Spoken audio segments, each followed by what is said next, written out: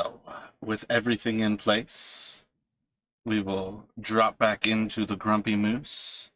You all are sitting around the table with Lynn, the woman who has tried to hire you to execute Suffolk. If you have any other questions, you are more than welcome to ask. But otherwise, for now, we are inside of Bremen, uh, speaking with Lynn. Lynn, these merchants or uh, thieves that Sepik provides services for, are there particular people they tend to sell to? Anyone we might be able to speak with to perhaps get a better sense of Sepik's precise whereabouts? They serve all of 10 towns. They migrate between the towns and can be found where they find the most opportunity to make some coin. And if they're able to find more materials on the way, it's all the better for them. Not all of the finding is legitimate, is why I might accuse them of being less than simply merchants. But the wilds are wild after all. I see. Sanderville can't really think of anything else, so he'll look to the others to see whether they have any additional questions. Your information about his last location is good or is too old? I can only get so close, but from what I could gather, it seemed that they were going to be heading this way, or towards Termalaine. Which it will be, I'm not entirely sure, but I believe if they were heading here, they should have arrived by now. And I imagine they're likely to be traveling overland. Yes, they travel with sled teams, so they make a pretty good pace over the snow. If we were to head towards Termalaine, we will need to cross the river. Are you aware of any good fording spots? Bremen has been quite isolated for some time.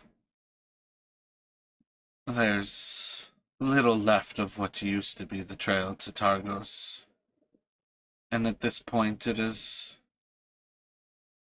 far closer to a gamble to try to cross the shenanigan. While there's safer points closer to the lake, the ice is still quite treacherous. So we have two options. We can try to cross the lake or go by foot, which seems to be the longer route. Well, it's the same choice. If you cross the lake, you are crossing by foot. Oh. Do you intend to take a boat? Seems better because we're gonna walk for a good deal. Then we need to cross where it's not frozen.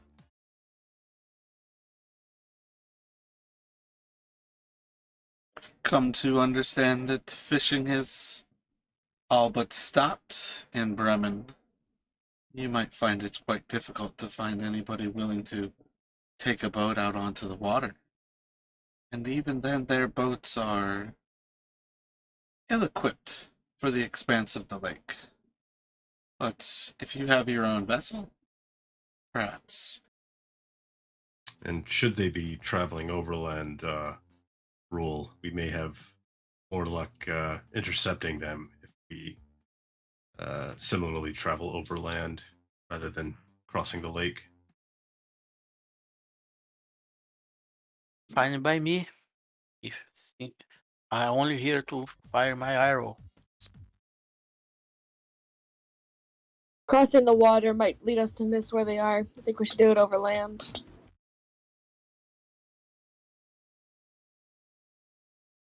Okay, by land then. We cross the river, go south, then turn to the direction of Termalaine.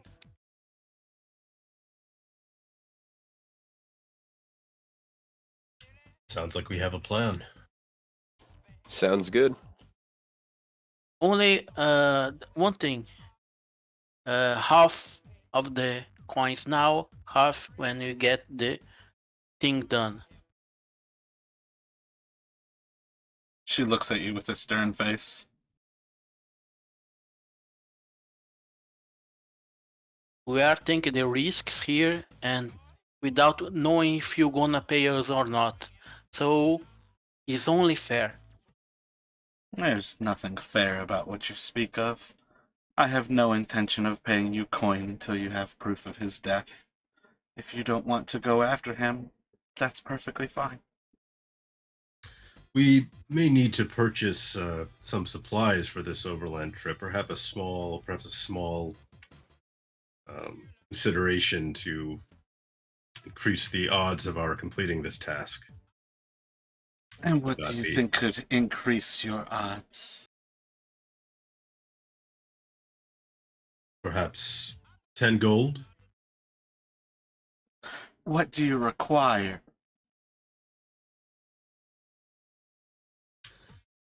Rations, torches, perhaps perhaps a sled if we can purchase one. Snowshoes. Must admit I am somewhat new to the area, but I imagine we'll need some things. I agree. We need snow shoes to walk over the snowy problem is led to carry our things. Some of the things need to be carried over on our bags, but not everything.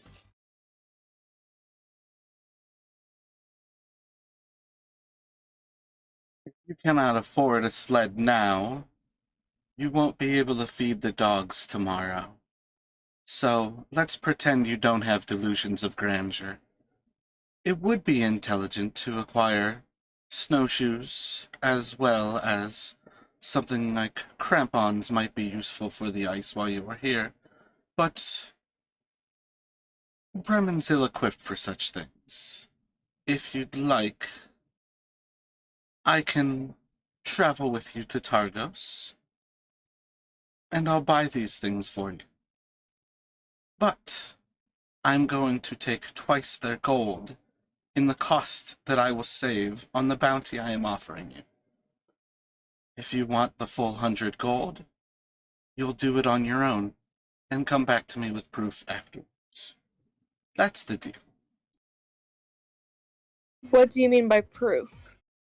How do you want us to prove that he's dead? A head, his hands, his groin. There's a lot of ways to prove somebody's dead.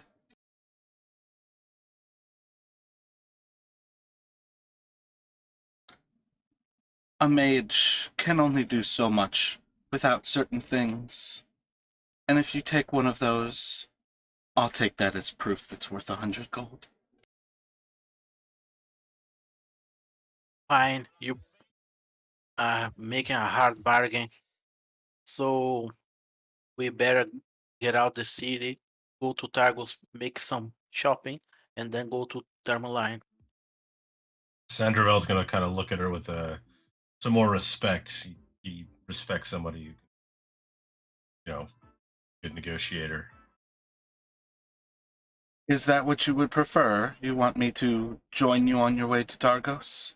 And we can purchase any of the things that you will need?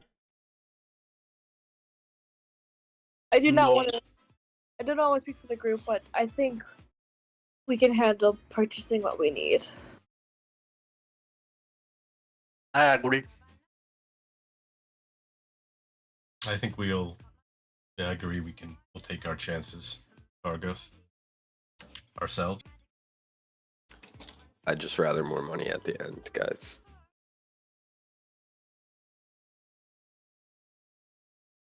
we don't have more money. We need to take our chances. You hope that we can find more with him when we take care of him.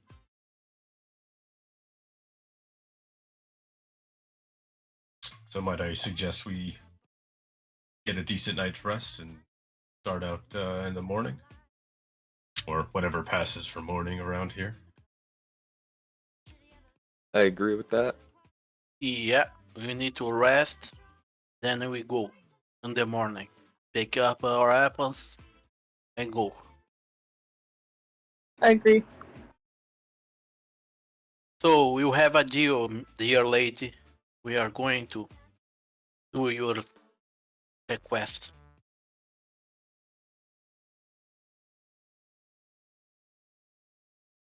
How long have you all been traveling together? 2 weeks? The boat. 2 weeks? I feel like it's actually been like 3 days since the boat, right? No, A day or two. not even a long. day. Well, we Jeez. came together on the boat. You are to Ian. Now we are a group for about 2 days, I guess. Intriguing. Who seems the most trustworthy of you? I am an ex-soldier. I ex-mercenary. I know how these things work. A soldier or a mercenary? I was both. Anyone else? I honor my contracts. I'm a pirate. As long as you're cool, I'll follow whatever you tell me. As long as there's money involved. I'm just here to help with quelling this natural disaster happening. I guess I can be pretty trustworthy.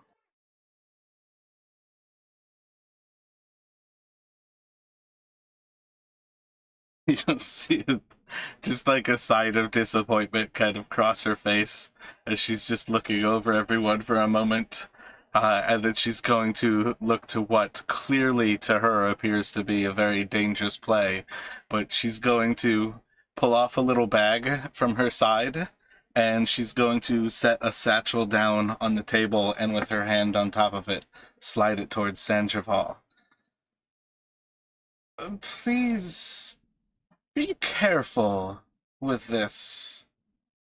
But when you have reason to need me, take a piece of paper, write what information you need to share with me on it, and put the paper inside. I'll handle the rest. And she takes her hand off. Sandoval will nod and he'll take the bag and sort of fix it too. He's got a couple other small bags on his hip. He'll sort of add it to those on the outside of his clothing. And thank you. We'll contact you if needed. She's gonna look over the others. Please don't let him die. And if he does, take that off his corpse. We don't have any guarantee, but if he dies, of course. I would also prefer not to die. Then don't.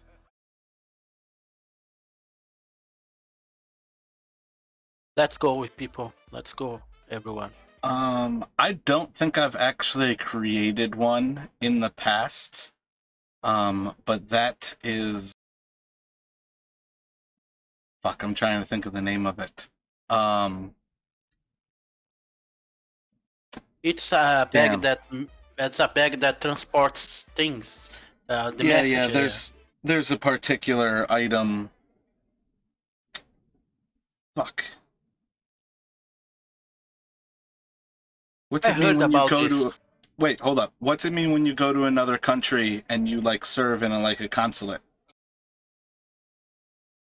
Attaché? What's, I feel like that's close, but what's the name of the like head person? Like a diplomat, Yeah, ambassador. it's a Ambassador? diplomat's pouch. That's a diplomat's pouch. I'll have the actual item created at some point here. I've used it in other campaigns before. But effectively, with what you now know, is you can put a piece of paper inside of the pouch, and it will basically inform her on some level. What you will eventually find out is anything that you put inside of the pouch will disappear, and it's going to transfer itself to her. Okay. Yeah, I heard about this. I didn't know it was called the diplomat session. Okay, so let's move on. So, as you all prepare to leave the Grumpy Moose, when you open the door, it will be completely dark outside. It is around. Anyone have keen mind at this point? Sandravel does. All right, so you would know it's right around 8 o'clock, but it's otherwise pitch black outside. There is effectively no light when darkness is here, and everything is coming off of the full moon. I think you're probably 4 days off of the full moon. So yeah, it would actually have a little bit of light still kind of scattering across the land from the full moon itself. But that is quite literally the only light. Any wind that actually picks up is going to start to blow snow and actually start to even cloud your vision even more than that. And there is a constant blast of wind that actually comes down on each side of Kelvin's cairn. So one of the things about like where you all are right now is that there's like gale force winds that pretty much cross over the lake. Kind of like that. And then there's winds that kind of blow down. So part of what Icewind Dale is literally this actual location that is blasted by gale force winds from the north. But yeah, you all have the choice of you can rest at the Town Master's Hall. You can return to the buried treasures if you enter unarmed, or you can try to find other lodging. Let's I think- return to the buried treasure. I agree with that one. We have to go to the armory to disarm ourselves. Yep. Why don't we just go to the town hall person because it's right there? That guy's insane. He's a bit scary. I want Well- to talk to him then. Well, the guard post is also there, right, in the eastern end of the town hall. Yeah, Yes. the Yeah. eastern side of it was where they collected your weapons prior. And it is effectively like a cross, almost kind of like a church. And it's on the eastern side that the guard post was.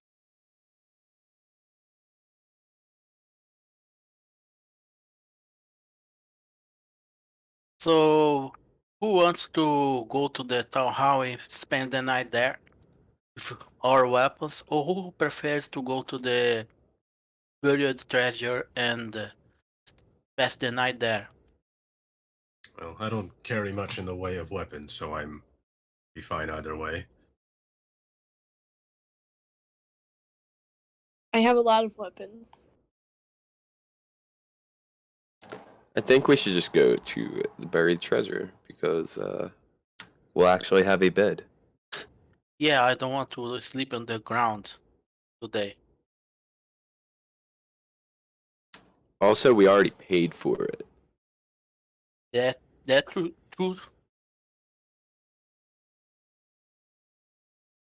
Okay.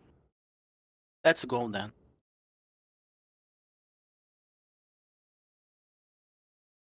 So swinging by to drop off your weapons. Yes. Yeah. Effectively, as you all go in, the guards kind of just fill out little slips, writing down who hands out what to them. But if you all surrender all of your weapons, you are basically given like kind of like a coat check, and you can go on your way.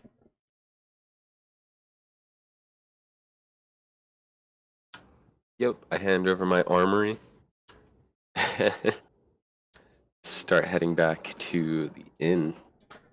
Think it's early enough that it would be the same two guards. They're not like extremely surprised to see everything that you have on your person. Yeah, I leave my weapons. I start going to the buried treasure.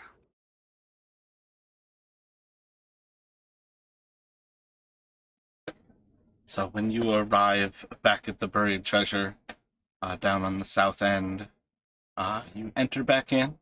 Cora is just kind of moseying around the two different areas of the like main hall. She's just kind of moved, or I guess realistically, she's closer to the like northernmost hearth, near like what is essentially the like open kitchen area. And she seems to just be kind of preparing something that she's throwing into the stew pot. And as you all enter, she'll smile a little bit, looking up at you all. Oh, welcome back. It's good to see you again. I'll stoke the other hearth. And she's gonna run down to the south side, and she's gonna start throwing firewood into the other hearth as she starts to load it. Any teas, coffees? Are you hungry? How's everyone? Are you doing well? We are fine, dear lady, but we need some food, some water. Then I go to bed because we are traveling tomorrow.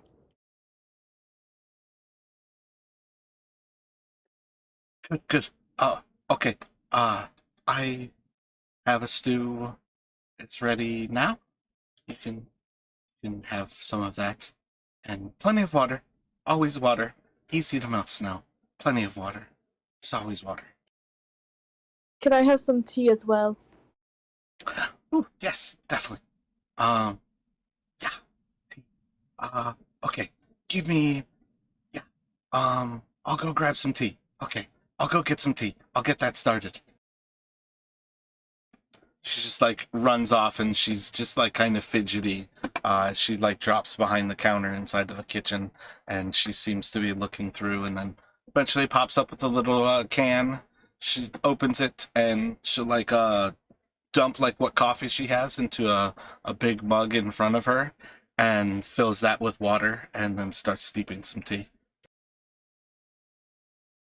Can I get some food, please? Yeah, I'm not gonna always roleplay going through eating processes. You guys get Okay. food and everything. Okay. There's certain things where you guys can pick up like eccentricities about people, but in the long run, yeah, if you ask for food, you can get food. I love Okay. her. Us. I would like to ask Cora about if she knows of like the safest way to get across the river, or if there is a safe way. There's not really a safe way across the river. Um, but there's some ways are better than others. And she's like, it's as the tea starts to like whistle that she'll pull it off, and she just kind of like comes over with a couple of glasses and sits down like right next to Minnie, but she still has the actual pot like close to her hands, like almost up to her chest, and she'll like, she's not pouring anything for you right away. If you wait and you cross during the night, that's usually the best. The freeze gets at least as far as it's going to go. There's not really much thawing that happens, so if you kind of just have to cross, hope the ice holds, The more you're able to spread out your weight helps a lot. And just kind of hope nothing bad happens. And if anything bad happens, it's better to be naked and not have any of your clothes on, because then you can put on warm clothes instead of having wet clothes where you're gonna die pretty quick. But close to the lake is kind of the best place. The flow goes pretty deep as the water gets close to where it starts to become the Shenargan River, and it's usually the safest. You can often get by trying to cross, and she'll describe like the little boathouse that is effectively this little island here.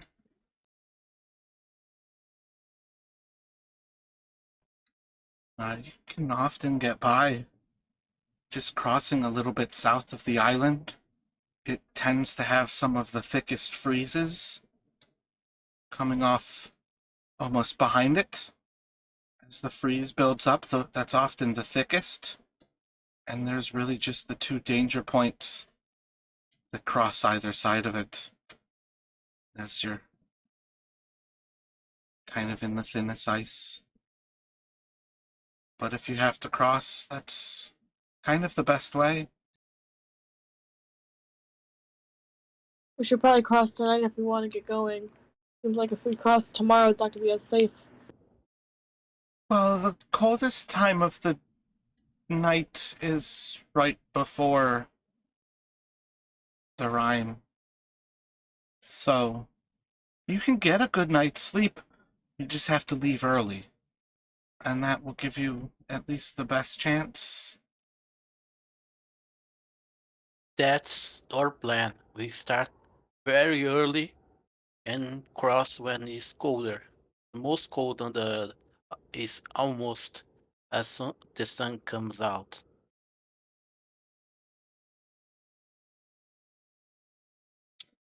So after like a few minutes of kind of describing the situation, you can like see that she's like hugging the tea still, and eventually she gets to the point where she starts to pour it. And kind of gather on some level she was warming herself, but also she was like letting the tea steep. And it's just like another like pine and herb tea. It's nothing special, but it's effectively like an herb tea. So again, it's pretty early. You guys are probably looking at like 8:30 or 9 o'clock by like this conversation after eating and whatnot. The earlier you get to bed, obviously, the earlier you can set off. But from what you can gather from her explanation, trying to travel between like 4:30 and like 6:30 is probably the ideal time to gather effectively what is the deepest part of the night, and trying to cross both with as little equipment on you as possible. Like keeping your weight down and trying to spread it out was one of her suggestions, as well as trying to cross effectively without clothes on. So if you fall in, it is just you that gets wet and not your cold weather gear. But she will warn you, if you fall in with your cold weather gear, you need to get to warmth right away or you're going to die.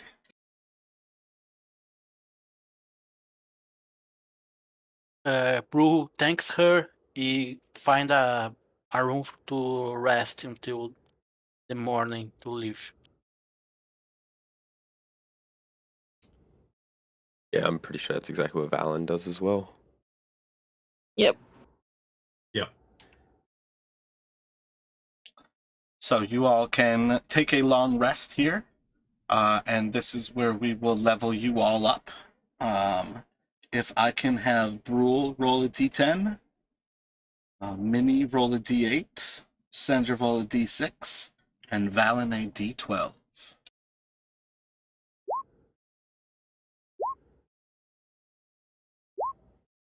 One d10. Yep, d10 for you. Valen, roll another d12. It doesn't have to be a whisper either. These rolls are terrible. Yep, you guys definitely did horrible at that. I not. It was pretty good. So just to remind you, when you go to edit your character, when you increase under your class your level to 2, you can also go into your hit points right above that, and you just want to add that die roll to your hit points rolled, and that will give you your total before your constitution, and D&D Beyond automatically adds your constitution. But otherwise, we should see Brule gets access to his action surge. Minnie is going to gain access to her cunning action. Sandoval will have an arcane tradition to choose. And Valen will gain access to reckless attack as well as danger sense. Sandoval, did you choose what arcane tradition you were going to go for? Yep, I am going to go with divination. So I'll roll those 2 d20. Excellent. So yeah, when you wake up, you can roll for your... God, I always forget the name of it. P. Portent. Portent, yep. And that's definitely solid rolls for a portent. I think I'll pick a couple spells too. So Take a few moments for that. In the long run, you don't necessarily have to go through the entire process. We will see if anything pertinent actually comes up where you end up having to use everything from leveling up. But one of the things is at very least, lower levels require a long rest. Some of the higher levels, I eventually do actually require like downtime to start to level up.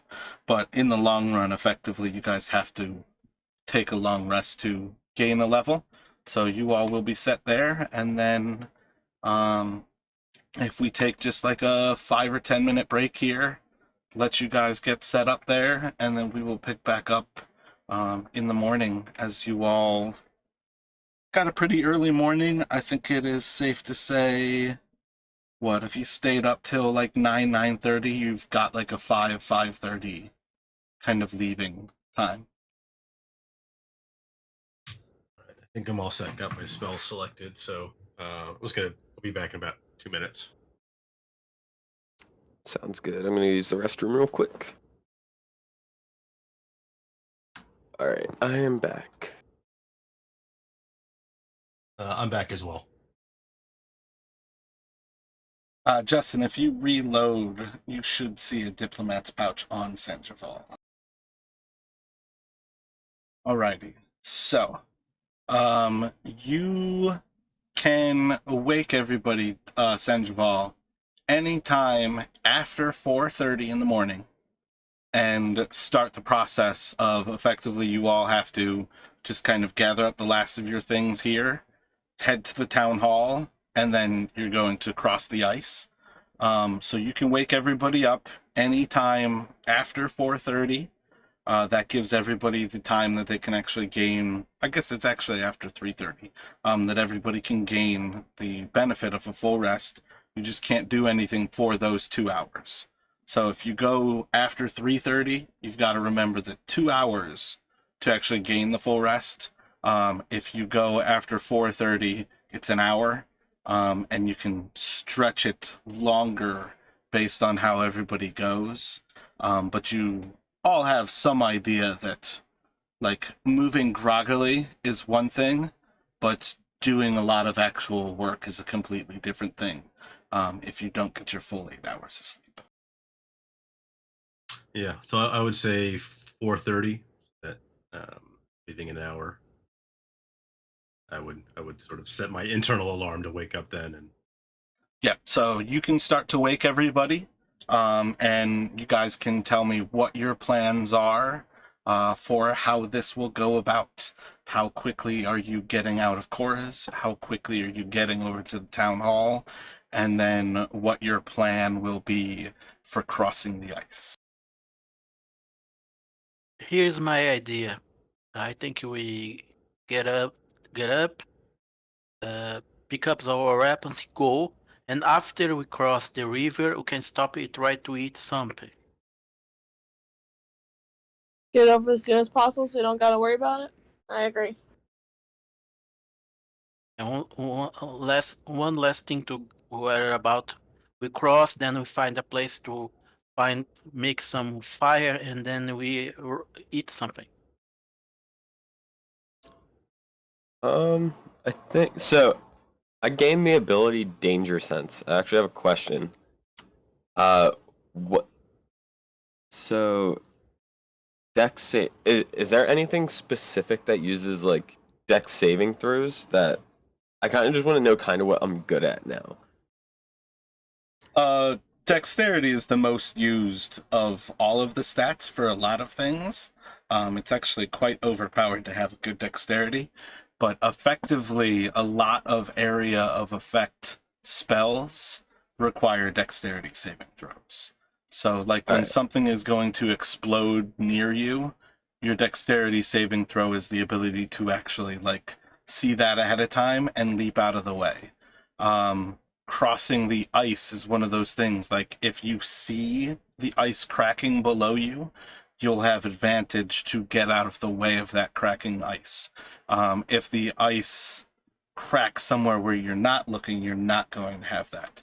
But in general, dexterity is basically your alacrity, your ability to move quickly. And having danger sense is basically saying that you now have an even more keen sense of when you need to get your body out of the way of danger. Alright, sounds good.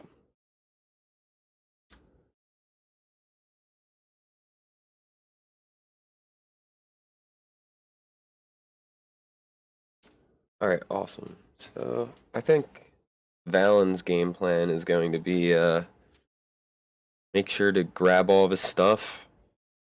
I want to see if we could find anything that we could possibly use as like a carrier behind us so we don't have to carry all of our weapons and stuff on us while we're walking. But that's just like perception check while we're walking around town. Like in general, there's not really like wood to just be found. This is a place where heat is something that literally is the same level of sacrifice as killing other humans. So you're not just going to find wood.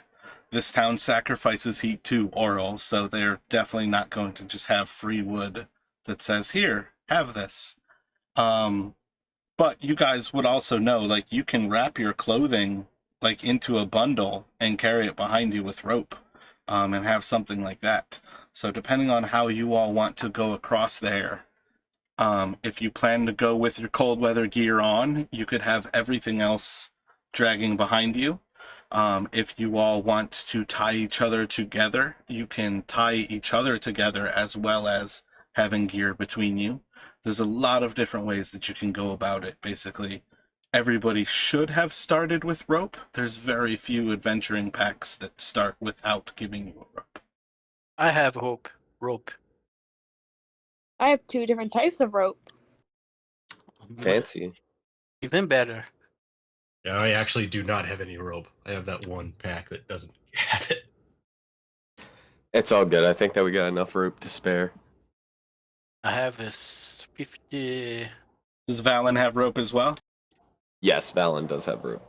Yeah, so that'll be the important thing is you all have 4 lengths of rope, so you can make a lot of different options happen.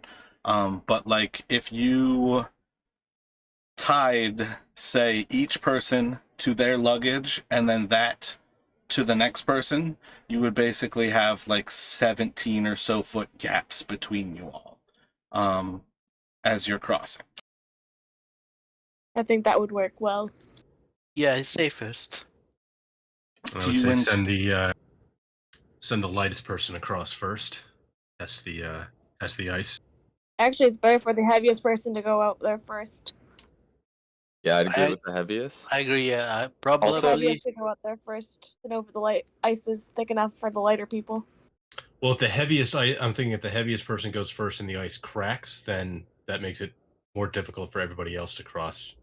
Well, Whereas there's if the 3. light person gets over, then we can drag the heavier person if they fall.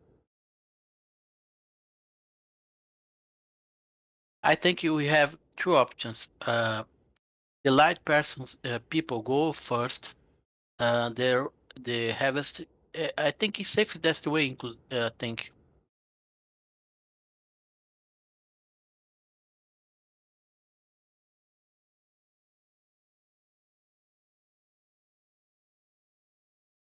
So let's do that. All right.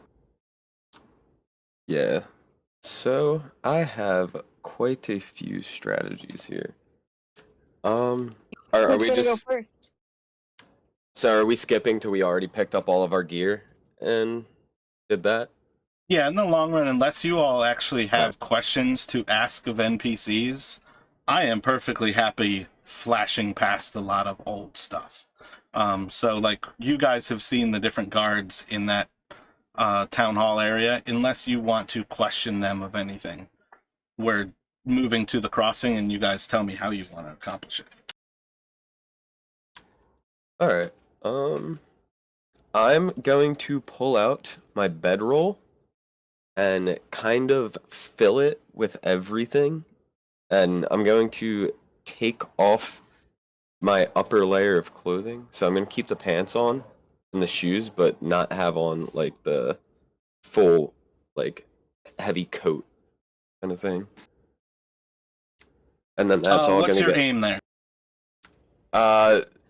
that way. So I'm still not freezing on the Passover, but in the event I do fall in, I can switch, you know? I gotta say, on some level, pick one or the other, because effectively, your torso is where you will lose most of your heat by not having anything on you. And if you are walking in with no pants and no shoes on afterwards, but dry, you're still gonna have to make tests against the cold. So there's no halfway as far as I think you have to play this. Pick one All right. or the other. All right, I'll strip then. And how beefy do you think you all look? Who looks like the lightest person? Mini.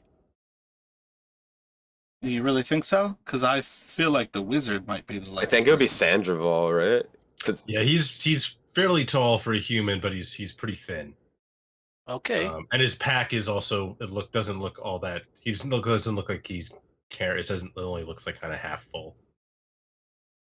How tall and like muscular does Minnie look? She's pretty tall, but like when you look at like her coats, looks like there's just like nothing in it for a little bit, so you actually stare at it for a while. So which one of you is going to lead the way across? I think the one with the better dexterity can avoid problems. You guys don't know dexterity, though. Like, don't talk in terms that are out of game. Like, on some level, you guys are looking at this as, like, she's a rogue, she's quick, so maybe that's a reason to choose her, but don't talk to me about dexterity right now. Like, try to remain in that idea that you're looking at a cat person, and she is quick. But you guys have to make these decisions. Do you want Sandraval, who might seem to be a little smaller, or do you want the person who might be a little bit quicker? I'm sorry. Is that I'm looking for the words. English is not my first language. So yes, the quicker, the one that looks like a cat, that usually leads us to think she's quicker and faster. Yeah, I'm sorry about that, but on some level also, that's just an unfortunate nature of dexterity being both of those terms. Because in the long run, you guys don't know whose stats are what, and even the person who is quick and fast doesn't know that they have a +4 dexterity or a +2 dexterity. That's what I'm kind of getting at, is you guys don't know the out-of-game things while you are your characters making choices. I get it. I understand. I mean, I do imagine she's best on her feet, being a tabaxi. Yeah, that's my thought. I'll go first then. And is Oh. anyone else, what is the plans with your clothes? Are people going essentially like in their underwear? Are you going with all of your gear on? So Sandravel will he'll strip down as well, sort of right before he's going to cross, like so that he's has his clothes off for as short amount of time as humanly possible. On some level, though, you guys are tied together, so it doesn't really matter. It's going to be if you strip down, you're going to have to make a check. Okay. Yeah, he'll do that. Before don't know tying how- yourselves up, you have to make that decision, though. Right now, I've got Minnie is going first. Who's going second? The wizard. Yeah, I'll go second, Sandravel. And then Valen or Brule? I guess I could be in. Valen could be in the back, the very last one. Yeah, probably being a half orc, you are probably way more than Rook. So I've got Sandraval and Valen will be unclothed. Minnie, what are you doing? I'm keeping everything on. I'm a cat person. If I get wet, I'm gonna die either way. And then Brule? I'm going to take the fur coat and the winter coat and carry behind me, but I'm gonna to keep using the chainmail.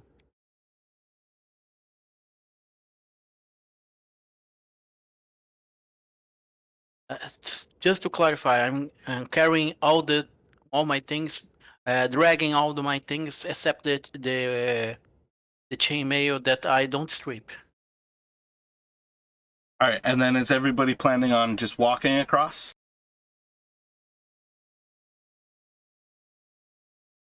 I'm gonna kind of use my. I'm gonna. Does anyone have a normal sword, like a long sword or anything? I have, Can I borrow? of course.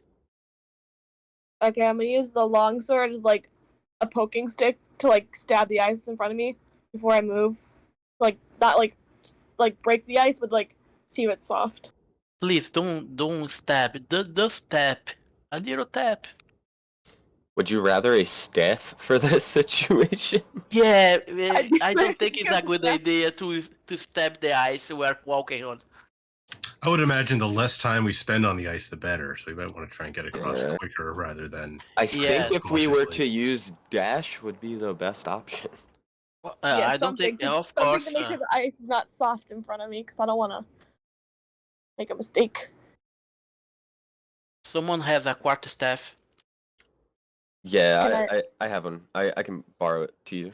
Okay, a Okay. quarterstaff is safer. I think. I mean, when I go ice fishing, I always use a stick that's sharp. Rule, are you sure you want to keep that chainmail on?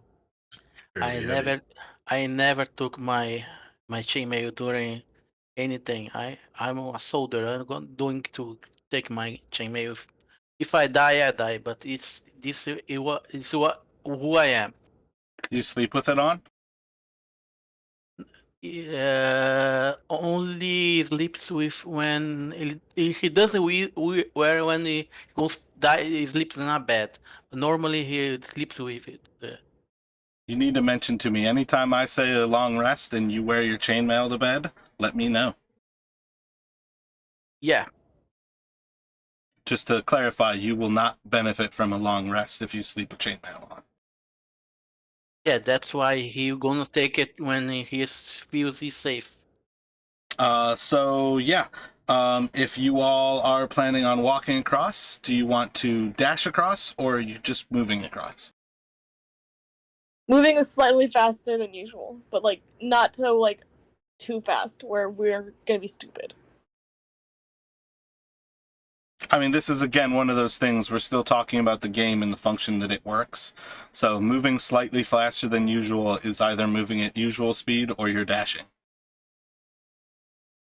I think we should dash because Yeah, dash. Cause I mean, would we be able to judge the distance at all? Like, is the other side visible?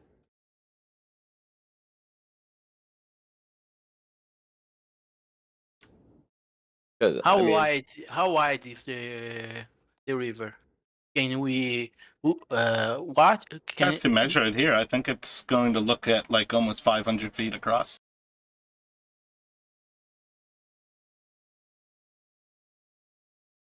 yeah, so it's going to take us, what is that? At dashing, it'll take 8 Turns. turns for me. More or less. We are going the speed of the lowest. We can go faster than this lowest. Yeah. We are tired, so if you are tired, we can go faster than this lowest. I would presume the wizard doesn't have the physics to walk faster. I mean, I can get about 60 feet you know, Yeah, he's a human. turn. So yeah, I think that we're good. We got this. We can dash it, because staying out there for 20 turns doesn't sound fun. Yeah, my vote would be to get across as fast as possible. So dash. Yeah.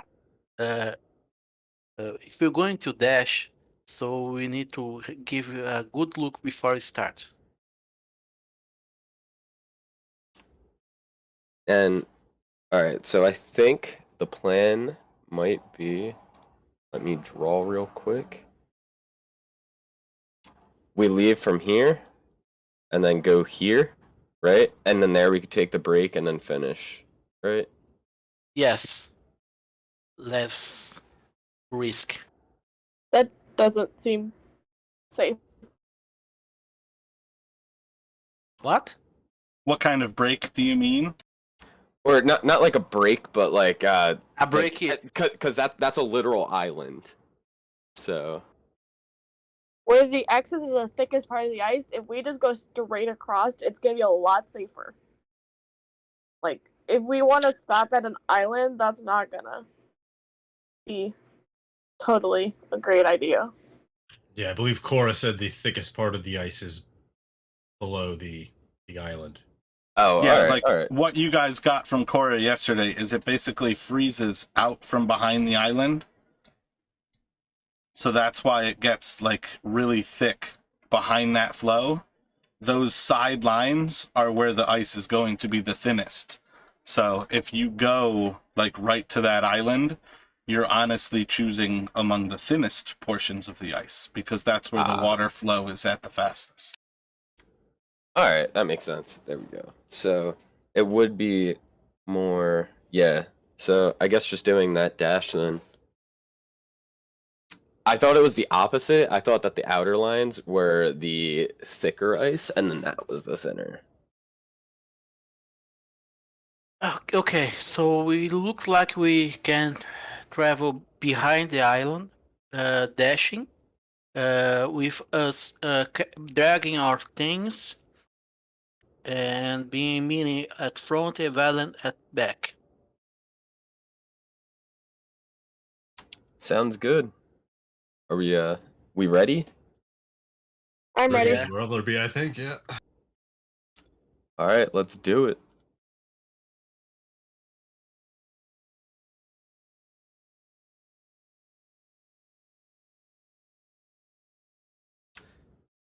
All right, What Minnie. is each of your weights without your gear, Minnie?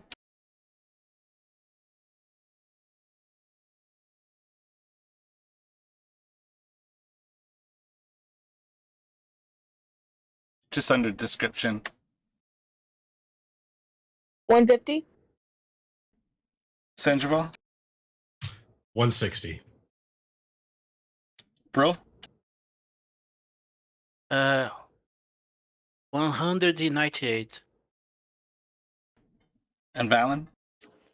Mine doesn't have a number, but I assume it would be in like the 215 range as a like 6'4" half orc, right?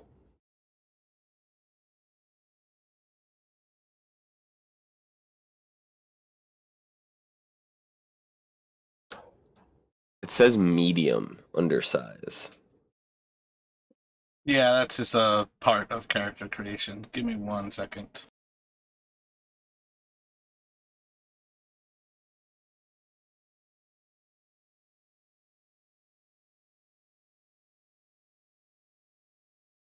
Half orc base height is 4'10", and how tall did you say you were? Like 6'3", 6'4".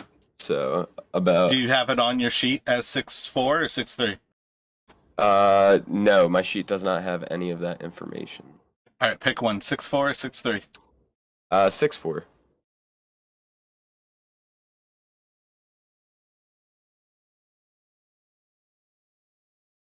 So 140 times 14? No, that's wrong.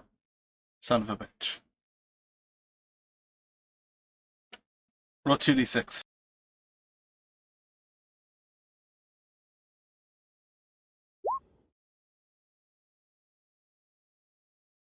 Oh, that's what it is. 14 times 5 is 50, 70 pounds, so you're 210. All right, that was pretty accurate.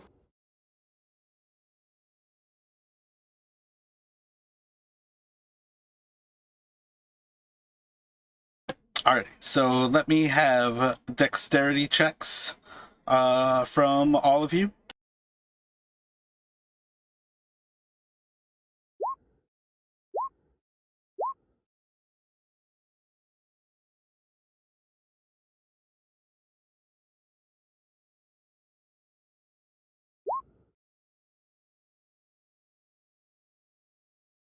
Wait, they should be checks, not saves.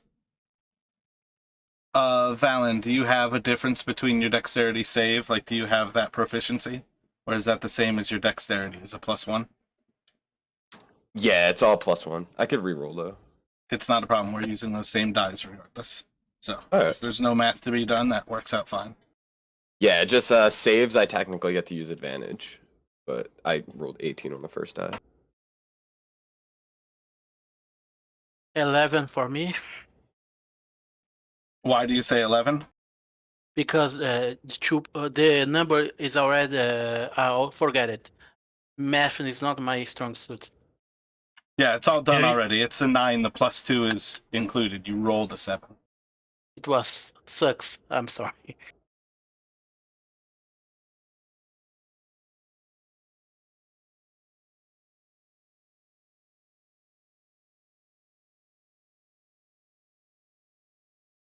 Brule, roll a dexterity saving throw. And then Valen, do a dexterity saving throw. And yours would be an advantage.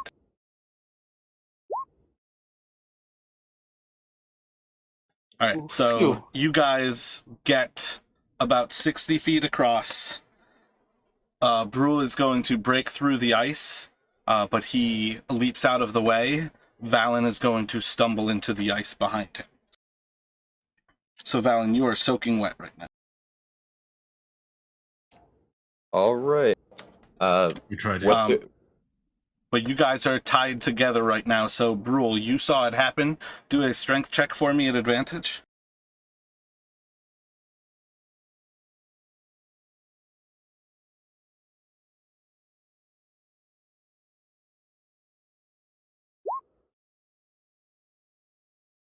All right, you're able to pull him up and out of the water.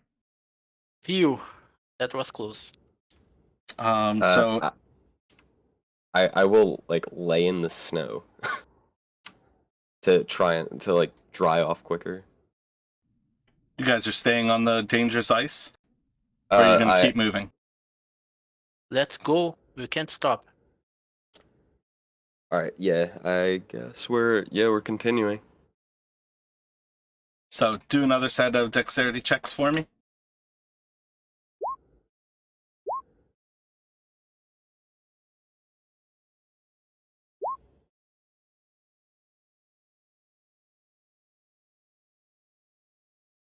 I'm just skating across this.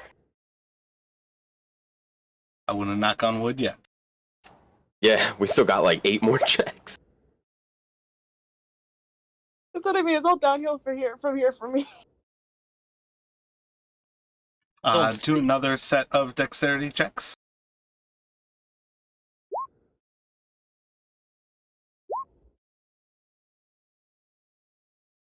Yes. Make a dexterity saving throw. Can I give her? Can I use one of my portent on those? You can burn one of them, yes. In general, if he starts to talk about his portent, don't ever roll anything, please.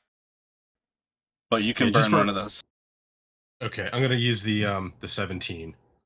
And just I wanted to ask, how are you going to warn her that she's about to break through the ice? I would say like I would kind of like as we're going across, I see this like particular patch and something just kind of like kind of snaps in my head like something I dreamed last night, and I kind of tell her to like watch that section. Yeah, so as you hear him call out to watch that spot, you like step into it and you break through the ice, but you are able to react because he's like already in the process of telling you that you need to leap out of the way of that. So I need everybody behind her, Sandoval, Brule, and Valen, to make dexterity saving throws at advantage.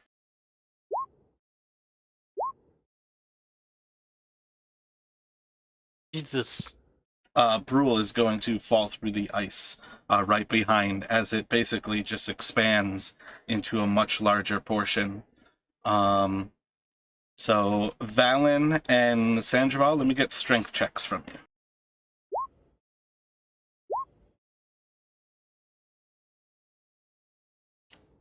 It's all good, buddy. Let the big guys handle this.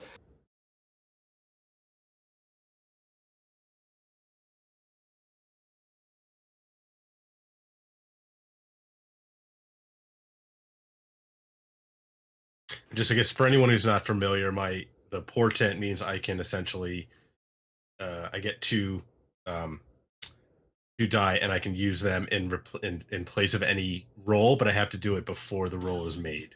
That's why he's saying don't, like, if you hear me say portent, like I'm gonna something like that, then just like don't make the roll. How often? So since you used it already, is it like once per long rest kind of thing?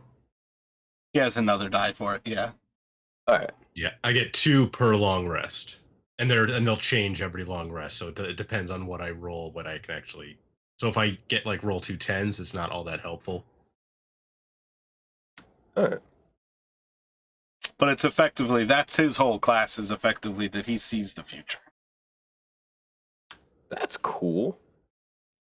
So yeah, Valen will be able to pull him out of the water. So you'll be good there, as far as like that area. But Brule as well as Valen are now wet. You all are 1, 2, probably 2. So you're probably about halfway across at this point. Do another round of dexterity checks for me. Lady Luck, help me.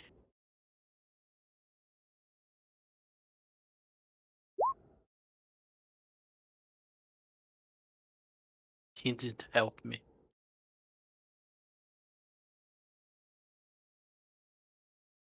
Sandoval and Brule, let me get dexterity saving throws from you.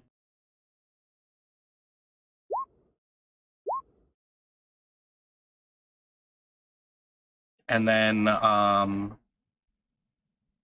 Valen, I guess realistically, Valen and Brule, dexterity saving throws at advantage.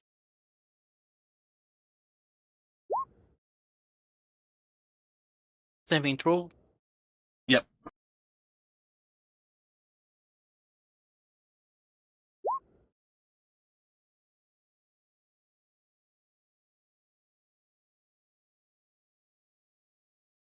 And then one more set of dexterity checks, please.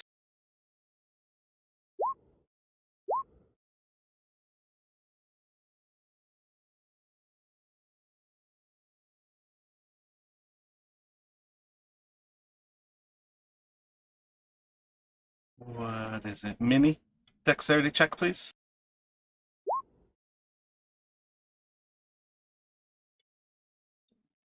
Alrighty. So let me have a con save from Valen and Sandoval, and then a con save at disadvantage from Brule.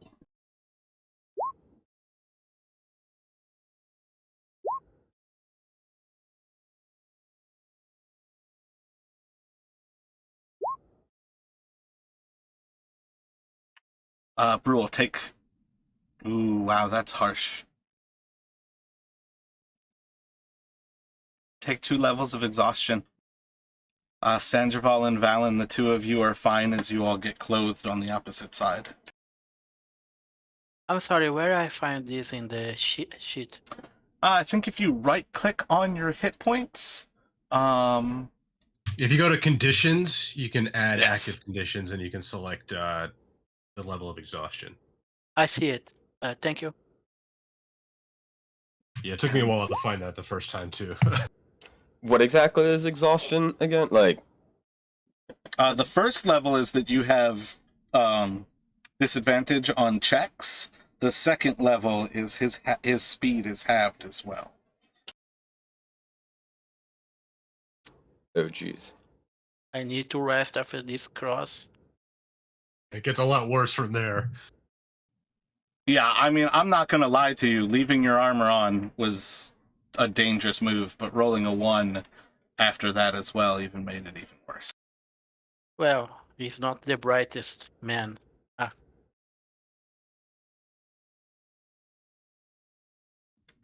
So I can definitely appreciate if that was purely made as a choice to be in character. But he's at least got room to learn, because that is going to be a horrific experience. Feeling the bite of negative 49 degrees is what is... I mean, technically these like areas of negatives are where Celsius and Fahrenheit start to rejoin each other. But this is the type of stuff where, like, if you like spit into the air, it's going to freeze most of the time before it touches the ground. This is horrific levels of cold. A question. My gear went with me in the water. As far as I'm concerned, by doing something to solve it, no, you guys are fine to be able to keep the gear out. As well, I would say it's the type of thing where effectively 3 of you had your cold weather gear off and wrapped around your other stuff. So, like, if your gear got wet at all, you would be able to have that cold weather gear, like, wrapped inside out, and the actual leather would have some level of like waterproofness to it, just because, like, effectively when you like brain tan stuff, it's like an oil tan, and it really does give like a little bit of like a waterproofing to that inside, which is normally what's touching you.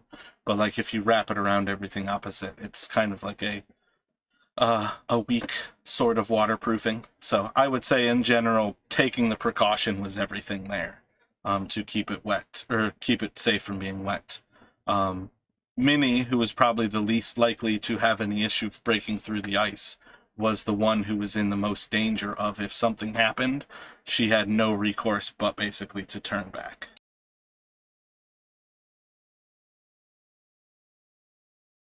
So you guys are across.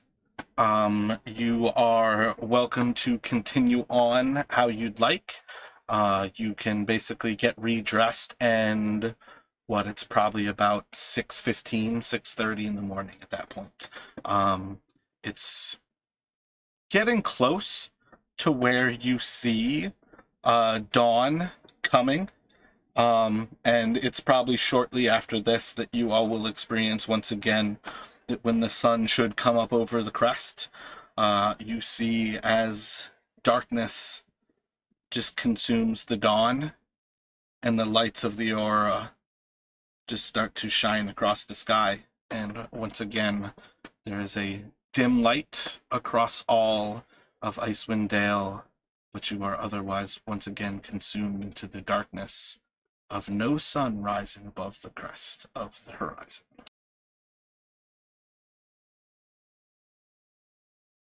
So at this point, is there any more time before when like the full 8 hours will be over? I think 5:30 would have been the time, so you all would have got probably would have been roughly like halfway across the ice when that 8 hours was going to come up. But no, you all are effectively long rested now. Okay, just want to double check.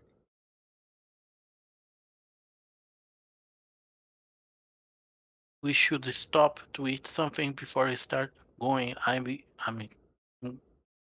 freezing here. You might feel better if you keep moving. Yeah, we could eat while we walk. Okay, let's go then.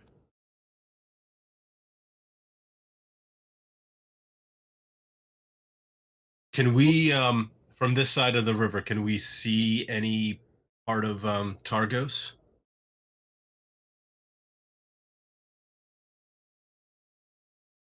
I think you're getting to the point where I think about a quarter of a mile, which I think is about 1,200 feet, is about the maximum view that you will ever have inside of Icewind Dale. I don't think you'll ever have more view of that than that, just in how like the gale force winds and the snow blowing across areas is. You would vaguely know that I think Targos is roughly a half a mile away from Bremen. It's about a 2-hour walk, and you all are probably about a quarter of the way there just by crossing the river. Okay. Yeah, sorry, I keep forgetting the I have to keep the environmental stuff in my head. Yeah, I mean, realistically, it's one of the toughest parts of this adventure is constantly remembering that most of the danger is quite literally the actual wind and the snow. Yeah.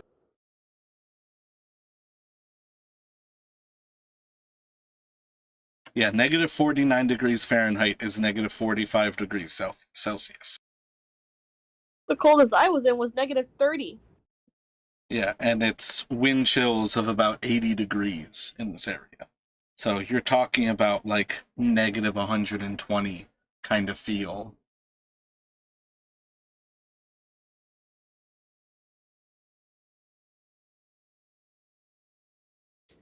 Jeez. Well, I am getting dressed as fast as possible after we cross that. I'll second that, yeah. So yeah, you guys can start to make your way. You are going to have a little bit longer of a path. It's going to be about, you can probably guess about 3.5 hours from where you are at the speed that Brule is moving. But let's go for a survival check. Who would like to lead the group moving forward? Valenkin, being the barbarian. Who can too? So the two of you can roll a survival.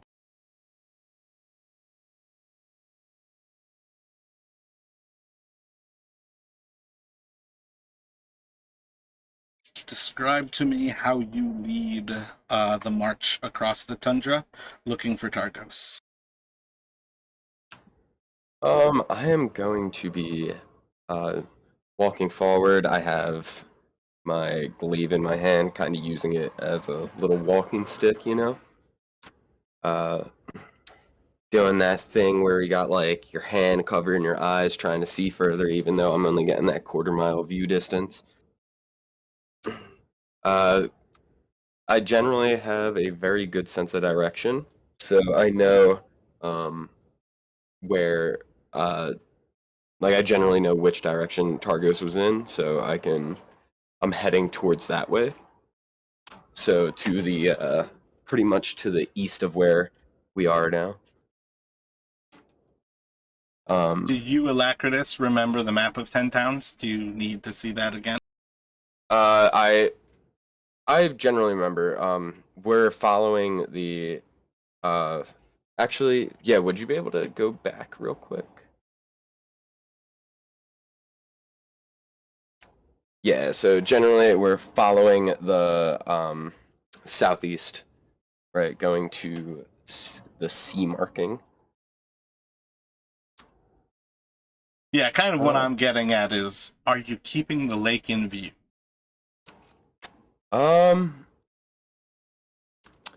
Yeah, I believe that we're going to we'll be traveling around the lake. So we'll keep that like waterfront in view. Kind of as like a guide. Gotcha. That was the big thing that I was looking for. Is that you guys have a very simple path as long as you keep the lake on your left. Do another survival check for me, guys. So over the first hour, you all do a solid job keeping the lake to your west there, traveling in general the very eastwardly direction. There is overall no actual path in this direction here between Targos and Bremen. It has been wiped out across the everlasting Rhine. There's very little travel between these places, and Bremen is very much cut off from the rest of Icewind Dale. That's been a continual thing across these 2 years. They've gotten more and more isolated. So as everything kind of goes, you are able to keep along those edges. In general, the wind is horrific. It is hard going forward, but you do keep a solid path. And let me get another roll from you guys. Can I also do a like perception check or like nature check for flora and stuff like that? Like any plant life or There's snow. You don't have to roll at all for it. There's snow. You don't see anything growing on this side of Dualden. This is all the most frigid and high wind coming off of the lake.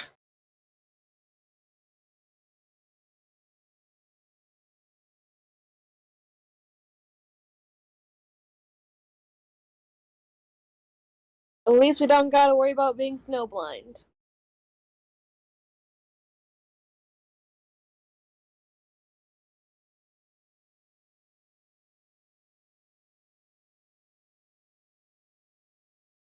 All I see is white. How do we know? Another survival check from you, bro. Unless you are leaving it to somebody else to check.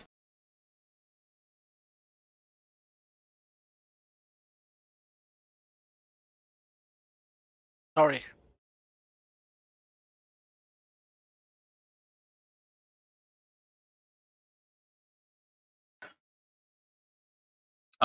In this next portion of the walk here, the winds and the actual snow starts to pick up. At first, it feels like it's just the winds coming off of the lake, but you don't take long before you start to recognize that the snow is actually picking up into a storm. And by about your, what is this, like probably about a half mile into the journey, I think, at this point, you guys are going to start to notice that the actual wind has picked up into blizzard-like conditions. You can see little more than about 100 feet ahead of you as you are moving on, and after a while, you are going to lose sight of the lake unless you move closer to it as you head to the north, and you will effectively have to walk along the shores, or you can continue along the path, trusting to your senses. Can I roll for survival as well? It's limited to 2 people. Go. I will pass. If you want, go ahead. Okay. So Valen and Minnie, you guys can roll at disadvantage. actually, Brule, would you mind if I got that lantern that you had? Sure. Just to be more expeditious. Yeah, I'm kind of walking slower. Go ahead. Lantern of tracking. Elementals. Trying to light the lantern, you cannot get it lit in these conditions. Oh no. All right, I will go the lantern again. Let me see your glaive for a moment. All right, I will pass him my glaive. And Sandrael is going to cast light on the glaive. I didn't mean to roll anything. It was an accident. It's all that counts. You can say it's an accident, but you asked to roll survival, that counts. Yeah, alright, so my glaive is now glowing a little bit, which is pretty cool. 20 feet of bright light, plus 20 feet of dim light. Awesome. It makes the blizzard seem even stronger and even closer to you. It actually makes everything feel a little bit more claustrophobic to be shedding so much light inside of this blizzard. But you can still Oh, make no. a survival check at disadvantage. It really has no effect over the actual situation. I can see in the dark. You know, I can't see. All I can see is bright light. What sort of All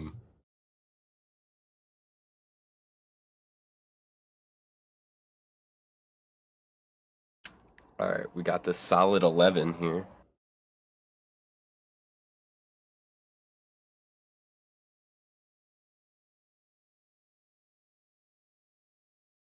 Alan, if you think that light's not helping, I can get rid of it. Yeah, you can just No, shut just it off. listen. All right, so I'd reach out, touch the glaive again, or just sort of cancel the spell. I don't think you even need to touch it to cancel it. I think you can just Yeah, turn that's it only off once you that's only sense. when I. Yeah, you're right. That's only when I cast it on it. Yeah, I can cancel it anytime. Yeah. So Valen is still trying to lead, sticking to the water, like, just because he knows that the water will guide us to Targos.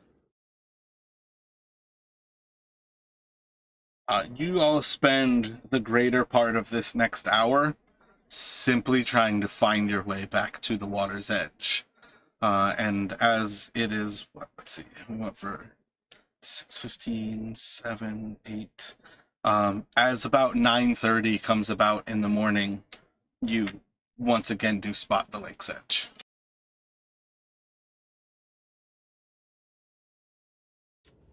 All right. So we're Do gonna another round continue of heading survival east. checks. Let's go with the natty 20. It's still disadvantage though. You guys are still in blizzard. No. So about a half hour into this course, you start to see that the path you were following that felt like you were going to the east, and Sandoval confirmed, like, we're going in the east. It was like an inlet, and you were basically walking in the wrong direction. It felt like you were going east, but you were following the wrong part of the coast. And you all seem to again find little more than the lake's edge. Another round of survival checks.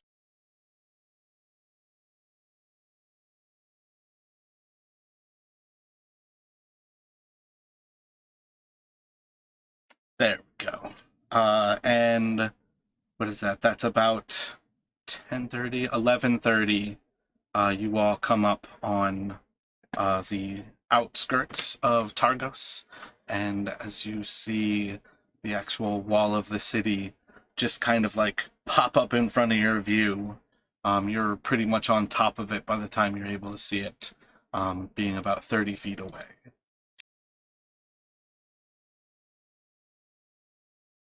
So you all are effectively along that corner, and you will now have to walk around the actual outskirts to try to find access to the town itself. Or if you would like to, you can walk out onto the ice and try to walk through the port. Door, please. Yeah, I we're don't gonna think- go south. I don't think Brule can survive another dunk in the water. So yeah. I hate Let's that just follow water. the wall. I hate water. So just do a straight survival for me.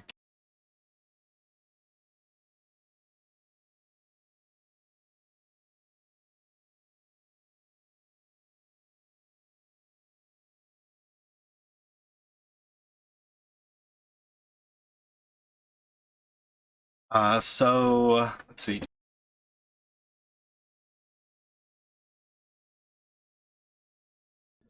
It's about noon when you all arrive at the gates to Targos, and there's a few guards at the two outposts that kind of flank this main gate. But otherwise, it's not that they're really holding anything back. Once they actually see you in your gear, they actually start to raise the gate pretty much right away as you're coming up from the west there. But it's still the same, like, blizzard conditions. They might have seen you 40 feet away from the actual wall as you were, like, buffeted by the wall itself. but you can progress into Targos.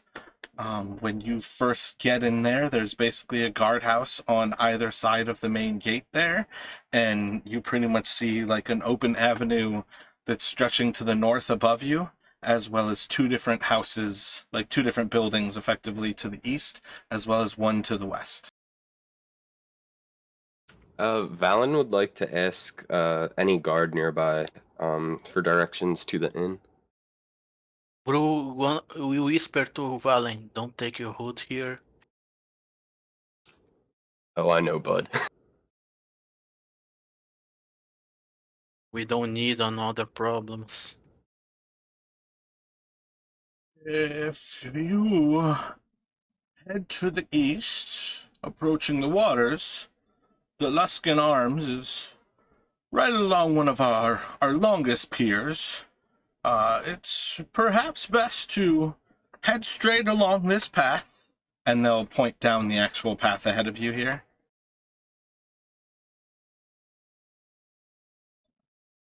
And you just follow that until you get to the rise, and I would say it's probably easiest to make your way around taking a left at the rise and do a little bit of a turn once you get to the end of it and can actually start walking up. It's one of the last buildings that's actually on the port side. But if you do go to the south, you'll have to walk behind a few people's properties, and you can make your way there, and it's a little quicker to get to, but you'll just have to go over the two rises, skip the first building that you see on your left there, walk towards the pier, and then it's basically being pointed at by the pier's walk. Once the boardwalk ends, you're pretty much right in front of the Luskan Arms. Thank you. And I guess, do any of you have anything else you want to ask the guard while we're here? Shopping. Shop where you can shop for supplies. Well, it's on the opposite end of town, but Triglio's is just kind of take down this road here, and he'll point, basically taking a left as soon as you walk away from the guardhouse there. You kind of see the road will jink a little bit as it goes around. Somebody built their house right on top of the road. But if you just follow that, it'll arc around. Triglio's is one of the main routes there. You'll see it as you come up on it. It's about a clear view over to the port, but you'll see Triglio's. They've got a nice T-shaped building, and you'll be able to spot it as you get past the main barracks. There's some of the largest buildings in town. Triglio's will be there right on your right. There's often some people who are buying different sled dogs and things from the stables out back, but in general, it's pretty easy to spot because it's the only merchant in town. He's about the only person who hangs anything outside, other than people who are trying to dry a skin or two. Thank you. Where we go first? Would you just want to You stop need by the rest. shops first? Yeah, you need a rest. I go into the wing, but you guys may want to purchase some supplies for the trip. You guys can want him to rest, but you have to wait another 12 hours almost till he can even start to rest. What is it, Yeah. 9 more hours? You're going to burn time regardless. You guys can walk around at a slower speed now and accomplish stuff, or if you want to just say we're waiting for a long rest, you're literally just burning the time. So Yeah, so I mean, I Let's think go. first things first, we should eat. That was a travel. Kind of hungry. Yes, I want to eat. He probably a short rest for maybe for everyone to rest a bit. I need to sleep, but I can wait until the end of the day. Then you can Yeah. have to. Yes. Sorry. Go ahead. Can't imagine inn can't be any colder than it is out here. I wouldn't mind getting inside for a bit. Yeah, then we can go buy some supplies. Yeah, I need to rest. So, what do you guys think? Oh, I also want to light the lantern of elemental tracking. Yeah, go ahead. Still inside of the blizzard, you are not able to keep it lit. We probably have to wait then. Let's go get food and then go get supplies. Yeah, maybe the storm will die down in the meantime. Yeah, let's go. So we go to the Luskan Inn.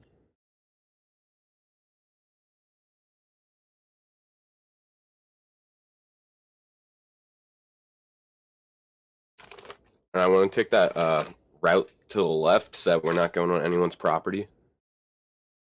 Yeah, so I basically want somebody to draw where you think those directions are sending you. Go ahead, Valen. So if Valen is leading you, Yes. and everybody is kind of following him along that path, you guys feel comfortable with that? Yes. Yeah.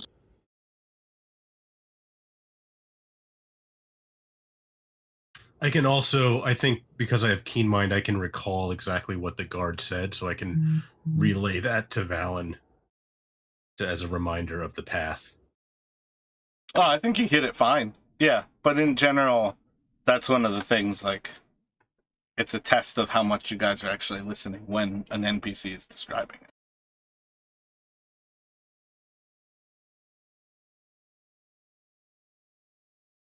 Yeah, so I'm pretty sure that was the place he was describing. So yeah, you guys can open up. That's got some main doors there. Come up on like a double set of doors. You are able to open up, and the first thought that you'll probably get as you open up these doors is this is a dusty old building, but it actually is really nice, and it's filled with fineries. It's very beautiful, and 100% Sandraval would be immediately reminded of Luskin because this place is designed in Luskin style. And it is very much like walking into kind of like a captain's quarters on one of these ships that would sail out of Luskin. And it's pretty quick to recognize that not only is this like done in style like that, but it is probably something that was actually eventually like, or down the line, built by somebody from Luskin to also remind them of Luskin.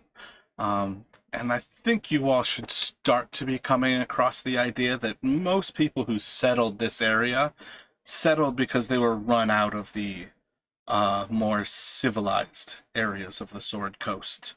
So somebody who might have come here in the past is likely to not be welcome back into Luskin, and maybe that's why they were trying to reproduce this.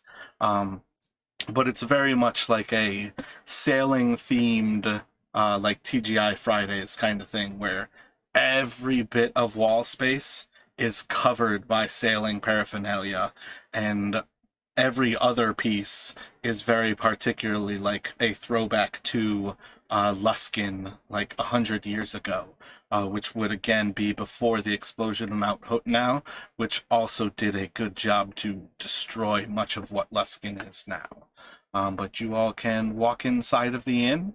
It's got a few larger tables. It's probably about twice the size of Cora's own inn, and it actually has people in it. So the initial view that you'll have is that you'll see somebody who's kind of sitting behind a little bit of like a desk with some paperwork in front of them, and it's just an old man who seems to be kind of sitting down there going over some paperwork, as well as you see two different groups of people who are sat down at some of the larger tables. Like there's two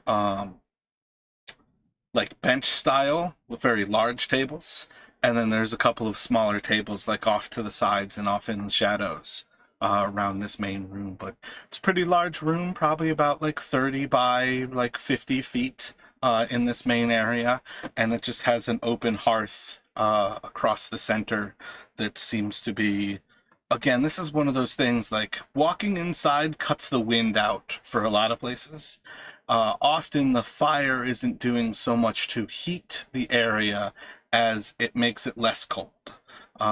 It's really hard to describe. I've been in South Carolina for too long to describe the cold anymore. But on a regular basis, you all feel the cold in your bones. You don't ever feel warm. You can basically be cooking your flesh in the fire and your bones still feel cold. So you walk in this place, you see about 5 people across the room, 6 people 'cause with the old man. And what would you like to do?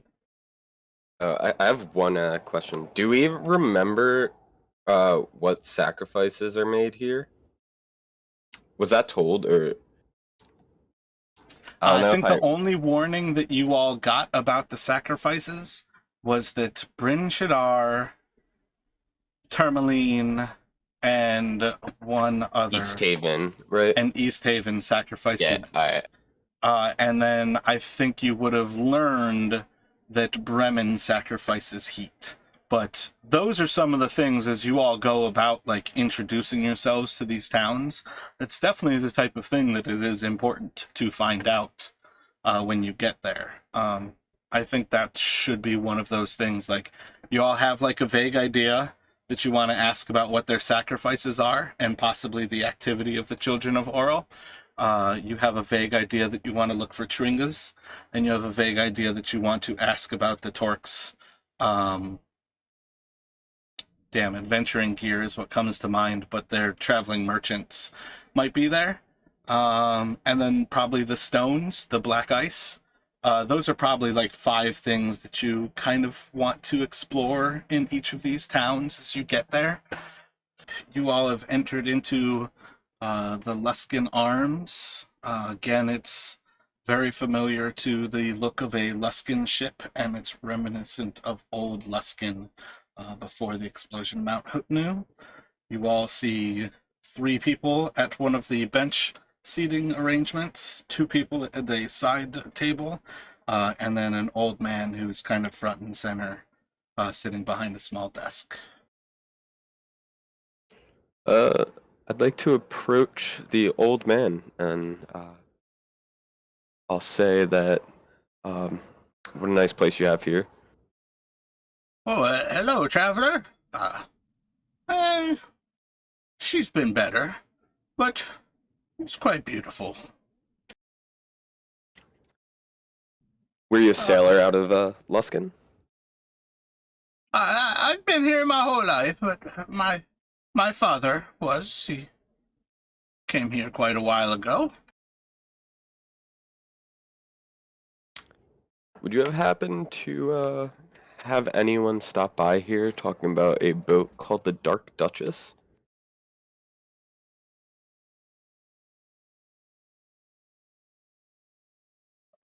Can't say I do know anything about a Dark Duchess. Not sure.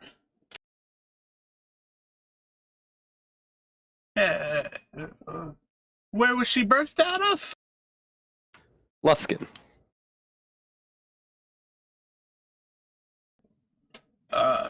In recent years, it's probably been 2.5. It's been probably close to 3 years since anybody from Luskin's made it into Targos.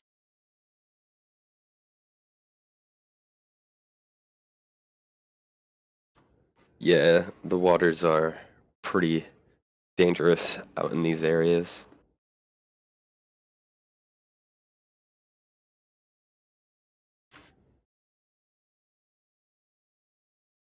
Thank you, though. So, my friend, can you tell us what you guys sacrifice here to Aurel? Awfully friendly, aren't you? The children of Oro make their sacrifices. Why is it so big of a deal to you? I like to know where who- the what the people does in the city. I like to know where I'm getting. Just try to be friendly, to respect the people's choices. I don't want to be a stranger.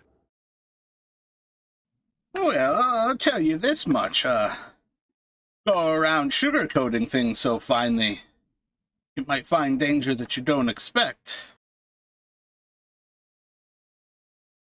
I'm not sugarcoating. You prefer that I... No, that's Uh, what I mean. You were a little bit too explicit. The wrong ears hear the wrong thing and find bad stuff happening. I understand, but I'm asking you. The children of Aura are pretty fucking crazy. You gotta be aware.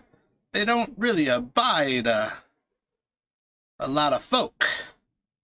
They worry about the winter. They worry about the rhyme.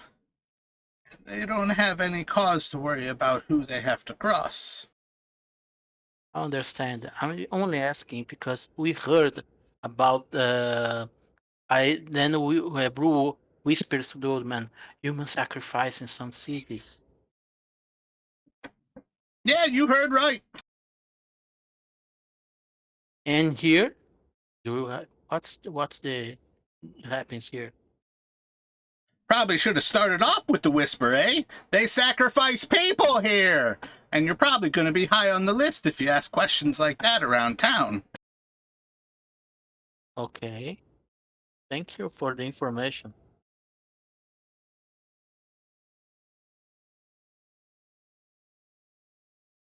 As Brule is asking, speaking with the innkeeper, can Senderall kind of try and glance and see if either of the other groups that are in the tavern, seem to be paying particular attention to this conversation? From the moment he asked, everybody inside of the inn was looking at him.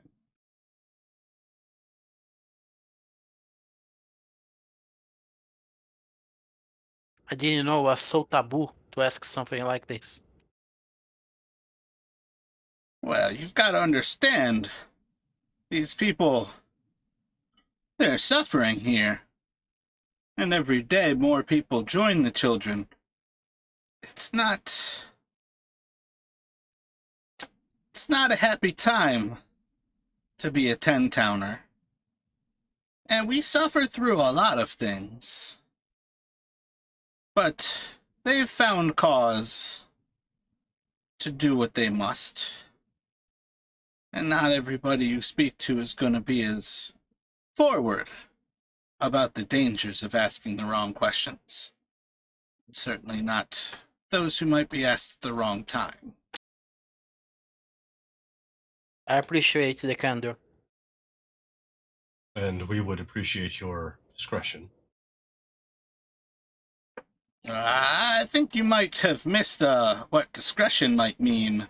I think I've got a dictionary around here somewhere. I can actually grab that for you. He's gonna just start to struggle up to his feet and start to walk off. No need no for way. that.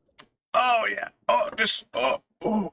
And he like cracks his back as he stands up a little bit straighter, but he's still hunched over.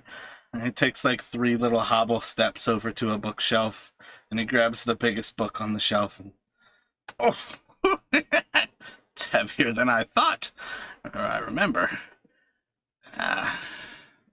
Maybe he's gonna be slowly like just moving away from the group and just kind of like, why are you guys like this? He pants after a little bit longer, and then he ushers up his strength, turns around, takes like 2 quick like falling steps as he slams the table or the dictionary down on the table. And he just starts to flip about a third of the way through. He's looking for discretion. Brew, I get you what you don't need all this fuss, my friend. So if you could stop your action here. Sorry, I coughed. Let it go. Here we All go, discreet. Yeah, I can be this. Sorry. All I meant was that perhaps it would be best if not too many people knew what sort of questions we were asking.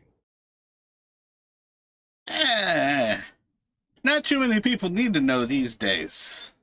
I think more often than not, you're gonna find if you look to your right and you look to your left, you've probably looked at somebody who's a child of Oral. Not even 2 minutes into this conversation, we already screwed things up again.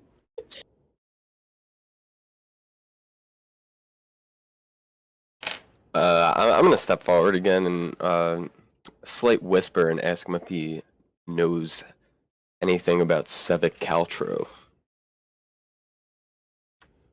or the band of merchants with Torg. I don't deal much with merchants. I can't say Sevic sounds familiar to me at all.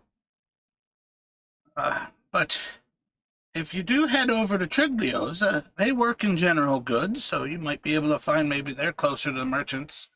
I think it seems familiar that there's some traveling merchants by the name of Torg. Not too sure myself, though.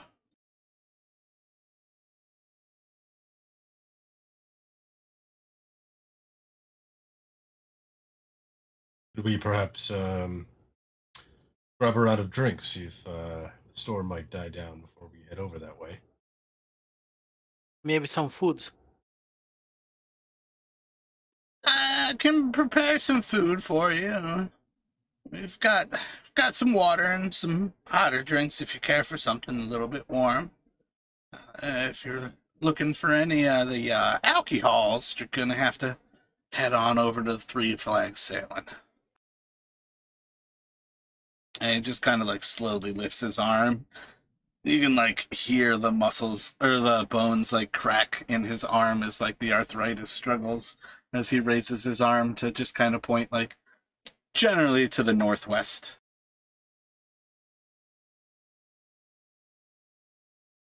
What's on the bookshelf? I'm looking at the bookshelf right now. What's on the bookshelf? Do a perception check. And what kind of things would stick out to you?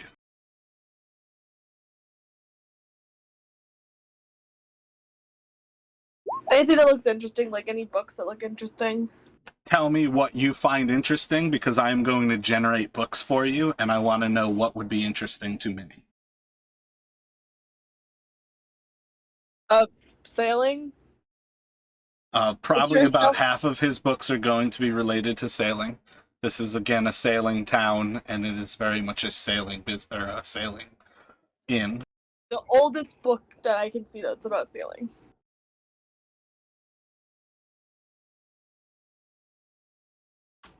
Moby Dick.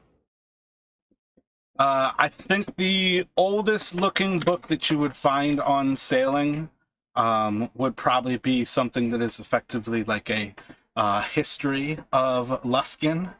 And it's going to be named The Brilliant Sails. And it will be called The Brilliant Sails, A History of Luskin. And it's covered in each side by other sailing books. Some of them you would notice have signs of like basically being like a dummy's guide to sailing. Others are like talks like a philosophy of sailing.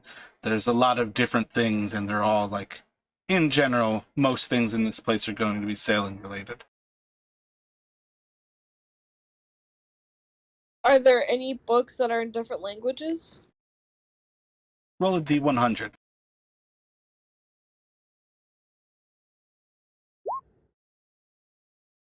Glancing over everything, the ones that seem to have titles that are visible all seem to be in common.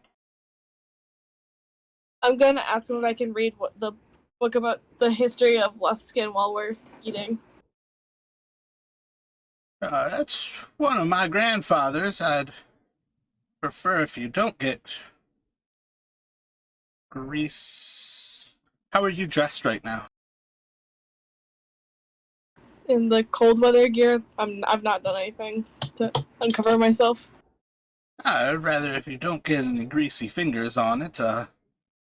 If you don't mind, I think that book's old enough to be appreciated for what it is, and don't read it while you're dirty.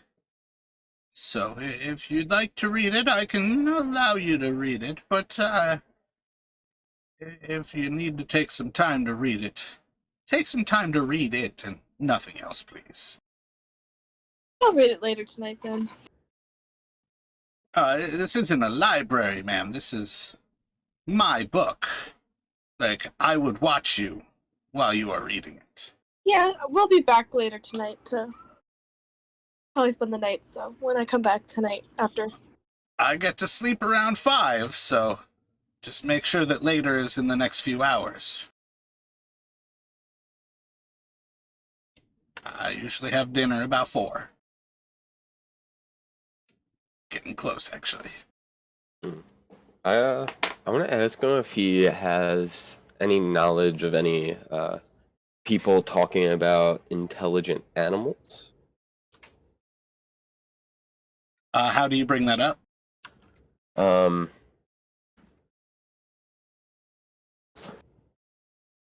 So we were passing through Bremen and heard about a talking dinosaur. Have you guys heard anything about these insane claims? Yeah, Bremen's full of kooks. It's not surprising that they have no idea what's going on in these parts. I'd be surprised if there's any reason to believe anything that any of those folk would say.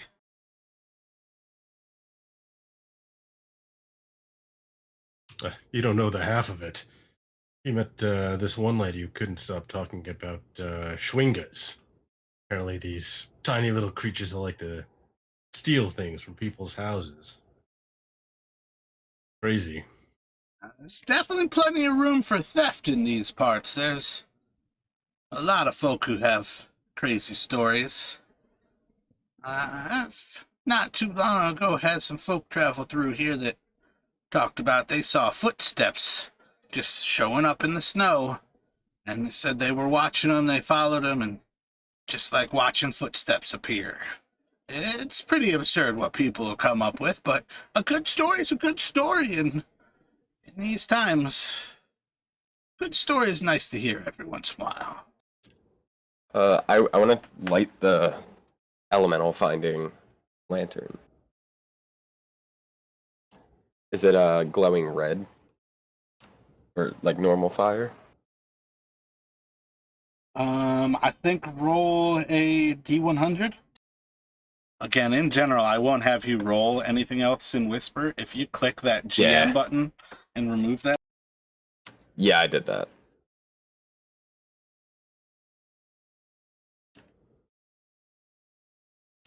Do you want me to re-roll that, or? No.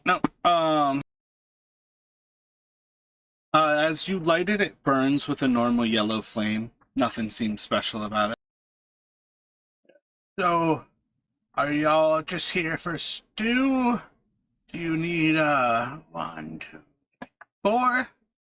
Would that be all? You, 6 silver.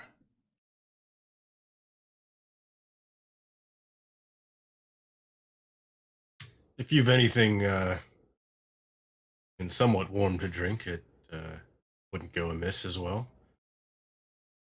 I'm going for a drink and some food. Or if we need some drinks too, we could do that for 8 silver from you. Get that all set up for you. And he looks down at the dictionary, looks back at the shelf, and is gonna just kind of shake his head and walk off towards the back. I'm gonna put the dictionary away for him. So where do you think you all would sit? Just in like one of the long tables? Most of the smaller tables you'd have to get pretty friendly, but you could get 4 people at. They're in general kind of like a 2-person kind of table setup, not like a booth. Hello? I would think maybe the Long larger, one of the long tables, yeah. Maybe whatever's closest to the fire. Yeah, both of the long tables have like an end close to the fire. It's like in the center of those two kind of things, almost like a ski lodge where there's like a open fire pit in the center, and just like large stone. Like part of the fire pit is like the stones that suck up the heat, so it actually radiates heat even when there's not fire there. But yeah, he'll come back out of the back. He'll have 4 stews, and then you see after coming behind him is a slightly younger but still like a older lady who follows out behind him, and she's got a couple of mugs that are all steaming. And basically coming out once you all try it, it's very simple stew, and then another like piney tea. And Sandravel he'll hand over a gold piece for to pay for the meal.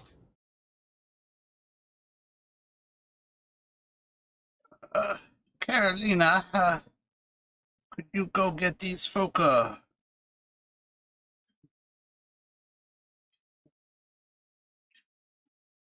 2 silver?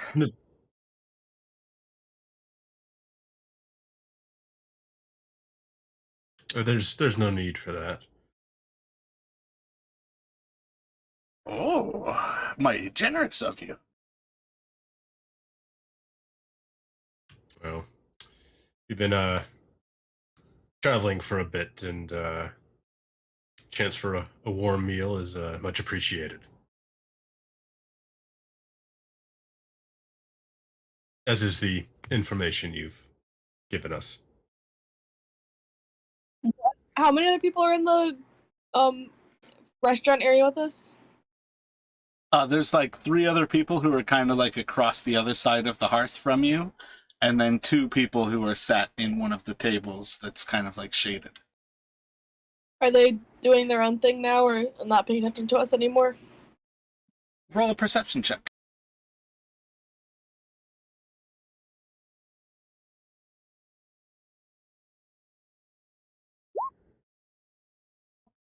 Seems like they're all off on their own, just having their own private conversations. Do these other people look like sailors, or do they give off any type of like demeanor like that?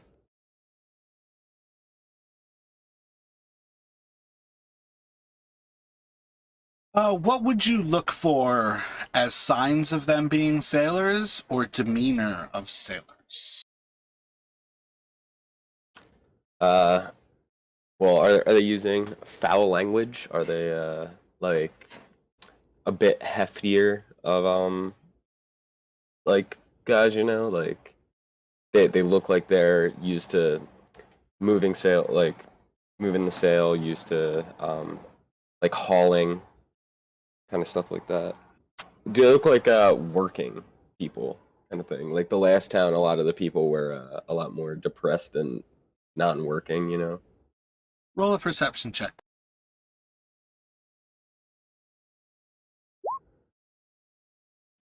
You kind of look over them, and they don't seem, for lack of muscles, but they're not overly muscular either.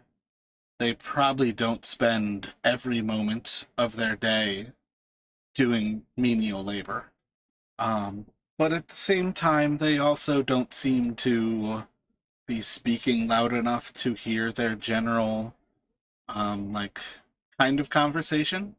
Um, so you can't really pick up too much about, like, the sort of language that they're using. But on some level, they could probably be sailors. Roll an insight check. You can have advantage.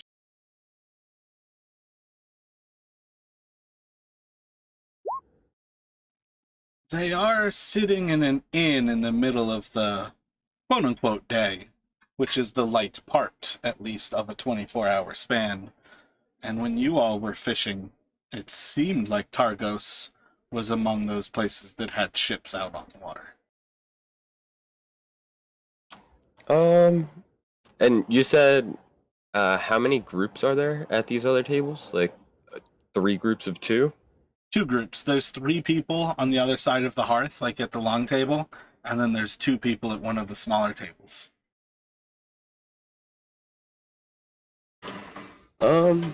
I want to, can I go up to the 3-person table? And I want to ask if they're fishermen. So ask if, I'm gonna follow him. How are you asking them? Are you just walking up? Are you fishermen? I want to walk up. Hey guys, saw that you were over here. I was wondering, do you guys fish out here?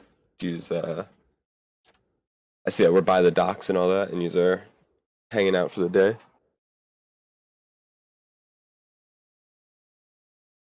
We live off our fish. But isn't that how all of 10 towns is? I'm sorry, I'm not necessarily from around here, but I Where are wanted you to. from? I came out of Luskin recently. That's a beautiful wonder. Yeah, how about you? Are you from 10 towns, or did you just move to the city recently? And in Targos for what feels like ages.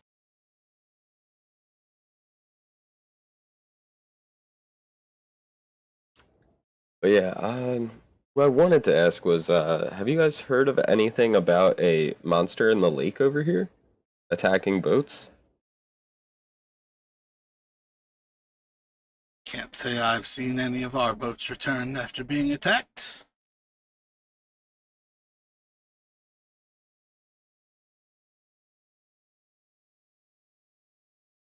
Um, I'll like get into a bit of a whisper and ask if they know.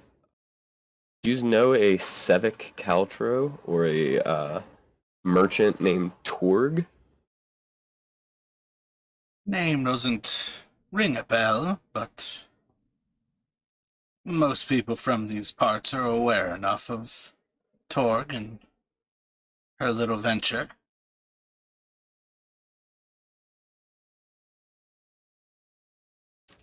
All right, so has she been by? Would you know if she's by here recently?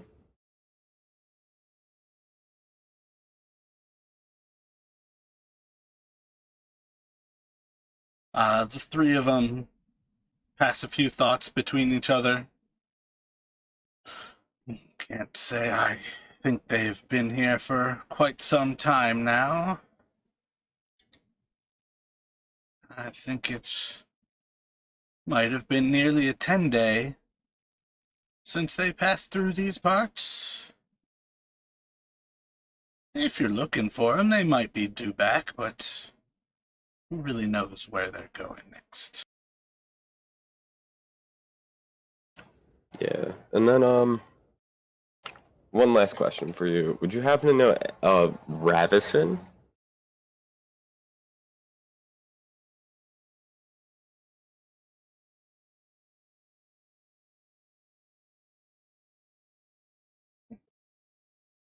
Don't know Ravison myself.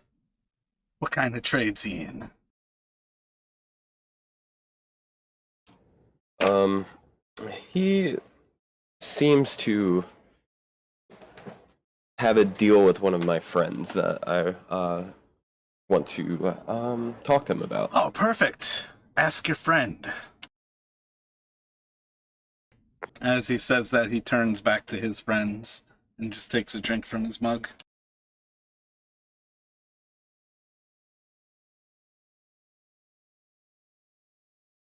It killed the friend. The deal did. That's why we're asking. It seems they don't have much of a deal.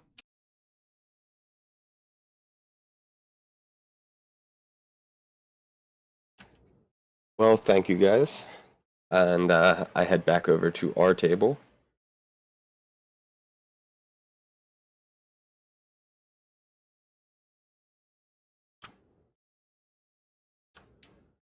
Uh, So, when you guys are done eating up here, I know we could probably get some leads over at the shop, the Triblios, I believe they said it was called. Yes. Yeah, so I imagine we might want to be a bit cautious in the types of questions we're asking, and perhaps the fewer people who know we're not local, the better. Yeah. I get it. Let's go to the store. Yeah. Yeah, so Sandoval kind of quickly down the last of his stew and the coffee, not coffee drink. And he'll be ready to go.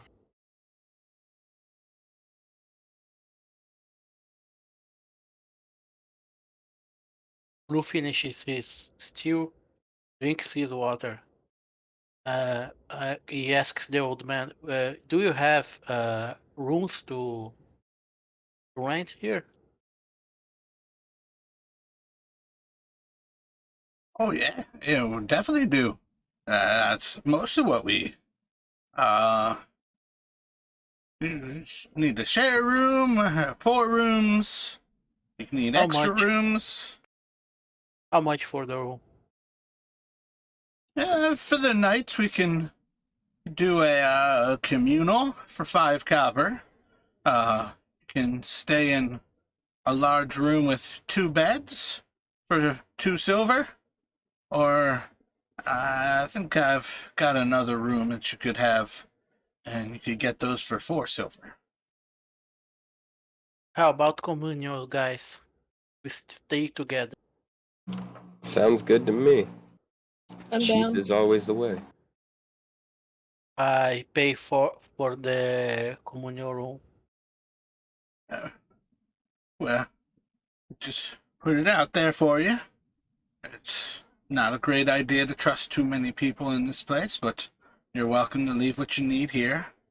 And they'll just kind of show you back to what is essentially like hostel sleeping, like just on like bunk beds. But anything you need to leave, that's perfectly fine, and we're not responsible for anything stolen. But otherwise, welcome. And Or lights. we are not leaving anything. We are renting. We'll come back later to sleep. So keep the bunks reserved for us, please. Excellent, excellent. Lights out is at 8 o'clock. Anything that you need after I go to bed, Carolina will be able to take care of for you. Thank you. That's that. I pay the man the rent, not the room. Sandoval, what time is it? You all are looking Yeah. at probably like 12:30, 1 o'clock at this point. All right. Actually, honestly, you're probably looking at like 1:30.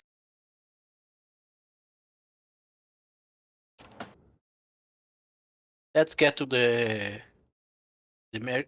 shop. Yeah. When I step outside, does the lantern go out? It does indeed. It's still a strong blizzard. You can see basically about 30 feet in front of you still. And you're just kind of like looking into the actual wind coming over the port here, and it's still just like biting your eyes where you're tearing up just as much as there's actual whiteness that's making it hard to see. Yeah. All right. Well, want to head to the shops, guys, or did you want to check out anything over by the piers? No, let's go to the shop. Shops. All right. Do you want me to draw again? Yep, can you draw a path to where you think Triglio's is?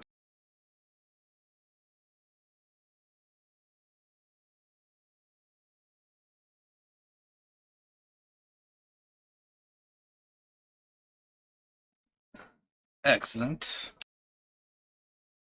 And then I think it said opposite. So it's something over here in that general area, because he said to go this way, right? Because it's a T-shaped building. It's past the main barracks, although that's probably from the entrance, so we probably wouldn't pass the barracks going this way. And I think he said there might be like a sign or something out on the front of the building, because that's like the only building that has anything like that hanging out, and that sometimes there's people in the back buying stuff as well. Yeah. So I think it would be this. I'm pretty certain that it's this T-shaped building. Yep, that's correct. As you all approach it, you would see that there are different odds and ends kind of hanging on the outside of the building. If you walk around, you see that there's basically the stable in the back, and they've got dogs and sled teams for sale. As we're walking towards this building, can I see the buildings on either side of the road? It's the kind of the point that yes, you can see the buildings on the other side of the road, but if you walk in the center of the road, the blizzard is pretty well keeping you from being able to see much beyond the actual edges. You can see effectively a 60-foot diameter, which is kind of the width of the street. I want to walk more towards the left-hand side and just kind of look for any symbols written into the wood on the side of the buildings that's thieves can't symbols on anything. Just kind of as you go through the town. Yeah. You probably noted. Roll a perception for me. Disadvantage still. In the process of that walk, you would probably see 2 or 3 markings along the way where you do spot indeed that there's thieves active in this town. And at very least, thieves can't is being used. Do I know what they mean at all, or do I not?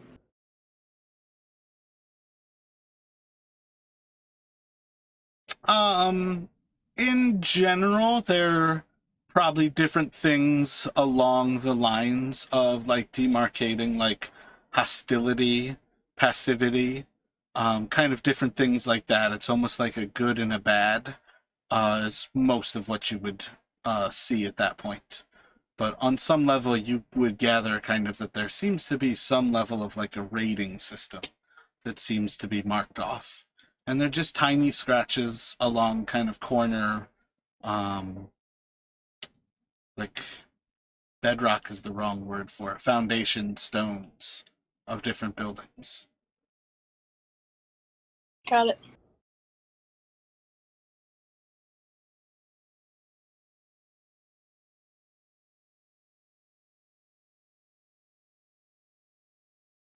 But you all find Triglios.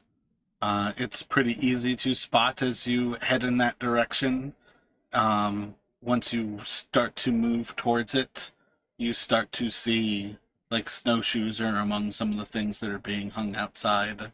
You see different climbing gear, pythons. But you're pretty certain you've found the general store here in Targos.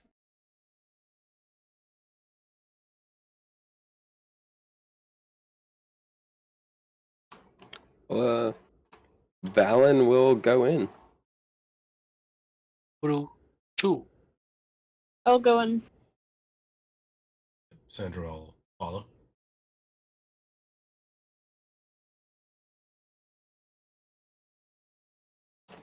As I enter, I'll wave to the shopkeep. I just see a tall, lanky fellow who's just kind of running around, trying to just get things set, but he just moves fast. Everything about him just seems like he's in a rush. And as he kind of sees you all, he kind of stops for a moment, and here as he just kind of switches from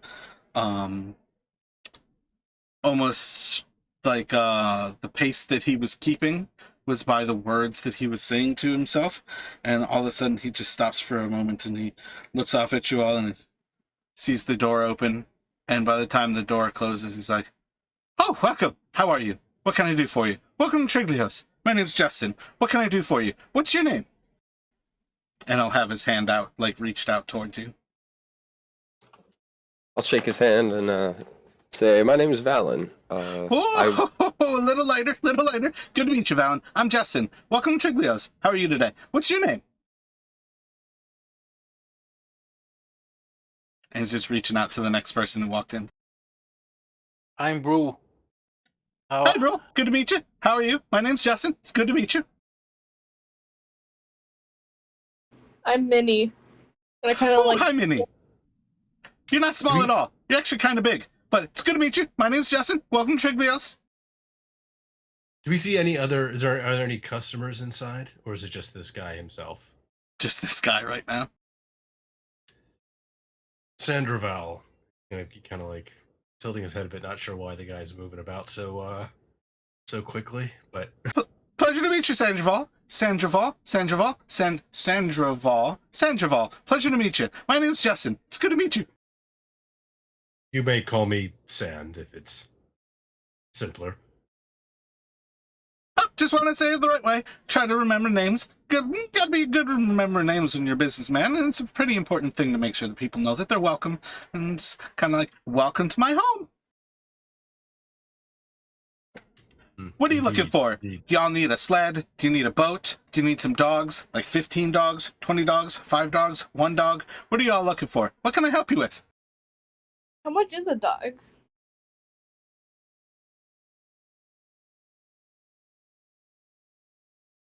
I think a good sled dog is going to be about 20 gold.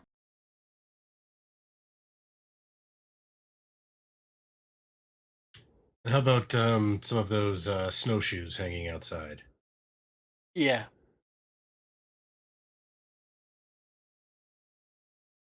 And perhaps Uh, some climbing gear? I think all of the snowshoes are 5 gold.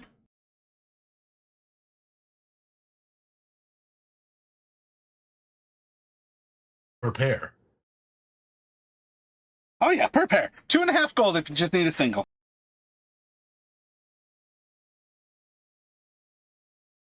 Oh, no, my mistake. And he opens up his book and he looks at it and he's like, 2 gold. 1 gold if you just need a single.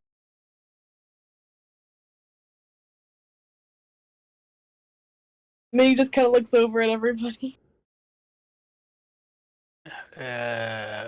Okay, my friend. I want a pair, please. Excellent, good choice. You've got 2 legs, 2 pair. 1 pair. 1 pair. 2 snowshoes. 2 gold. 1 pair. Yes, 2 gold. I give him the money. There is this in the inventory, or What else does he have in his? Effectively, at this point, you guys can get anything from the adventuring gear that is less than 25 gold. And then effectively added to that is he has more cold weather clothing at 10 gold a set, or crampons for 2 gold, and snowshoes at 2 gold.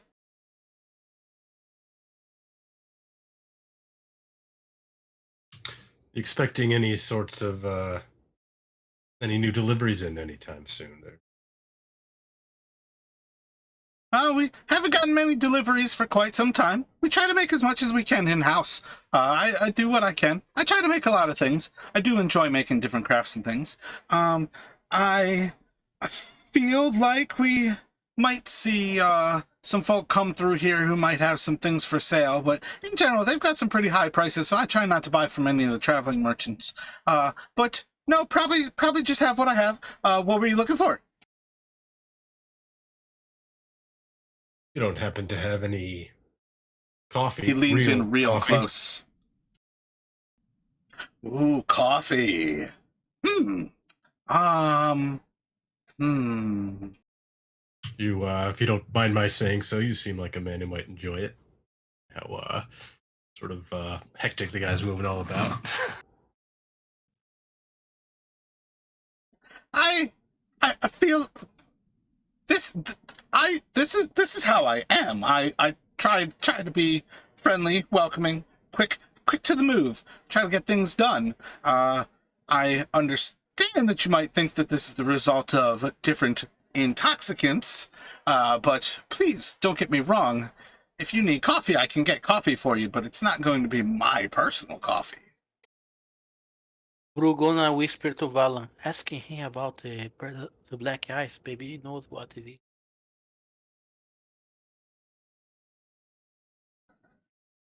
He's basically going to like go back behind a counter, and he kind of pulls out like a little tin and sets it down on the countertop. And as he opens it, there is like a little bit of a waft of like stale coffee. But as he looks into it, he kind of gets a little disheveled for a moment, and he looks up and he's like, "I'm very sorry, all the coffee's gone. I might have enough to brew about a cup at this point, but it seems like it's mostly gone. Not sure. It's been a while since we've got a lot of shipments, and we're kind of cut off from everything. Where y'all from?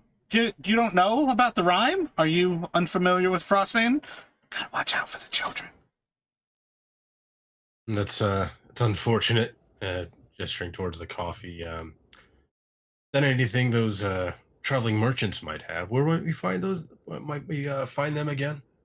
They tend to where they tend to set up shop, as it were.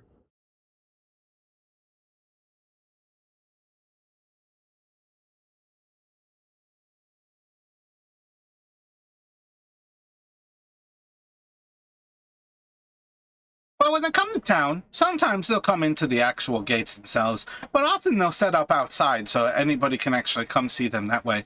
In general, they've got a pretty good view of anything that might be traveling nearby. They don't tend to feel all that unsafe being outside of the walls. We just really enjoy the walls ourselves. It's a good way to keep the town itself safe. Anybody who enters is going to have to come through the main gate where the guards are, and that makes things a lot safer. But often you can see if they do come inside, they probably have something a little bit more valuable when they come inside, but most of the time they're not going to do that. And when they do, they'll come by and they'll actually set up by the town master's hall.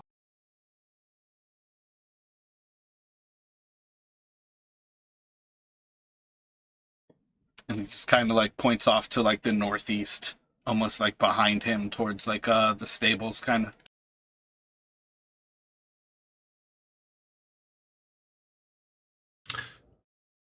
Thank you. Do you accept trades here, sir? Oh, what kind of trades do you have in mind? If you've got anything valuable, you have any coffee? I actually have somebody who's looking for coffee.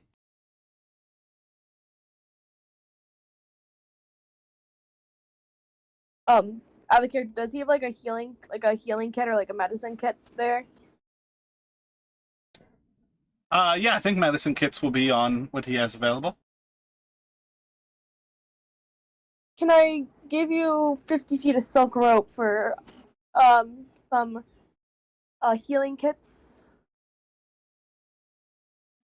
If you'd be so kind, let me investigate the rope real quick. Let me take a look at it. Can I take a look at your rope? Can I have the silk rope table look real quick? You can look at it. So you'll see as he like pulls a little monocle out of his shirt, and he'll just like put it up to his right eye, and you just see as he like squints down real hard, holding the monocle, and then he's just gonna slowly look over the entire rope. And this is the most deliberate movement you've seen him take since you walked in. And it takes him about 5 minutes to look over the rope while he looks into its quality. It's rope. Oh, it definitely is rope. It's good rope. It's pretty good rope. I could, well, let me think, and I'm doing with them. Medicine kit, silk robe. Maybe a hunting trap as well. If we could throw that in. I gotta share with you that I am running a business here. I've got to make my profits, so I can give you 7 gold on the sale of a medicine kit, but I definitely can't give you a hunting trap as well. Okay. So you can delete your silk rope, and if you subtract 3 gold, you can buy a medicine kit. Wait, so how much do you want? Oh, I might be saying that wrong. Is a medicine kit 5? Yeah.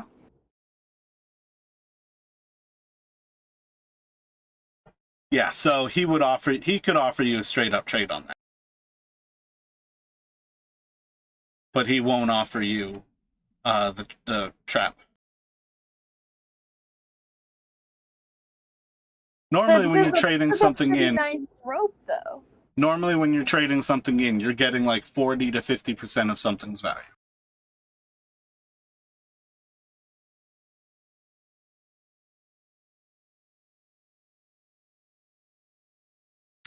Sandravel's gonna lean in and kind of lowering his voice. Say something about children. Oh yeah, children are crazy bastards around here. Gotta be careful around those folk. Where are y'all from? You're not from here? Any way to keep them off our back? Dying's a good way. They probably won't hassle you if you're dead.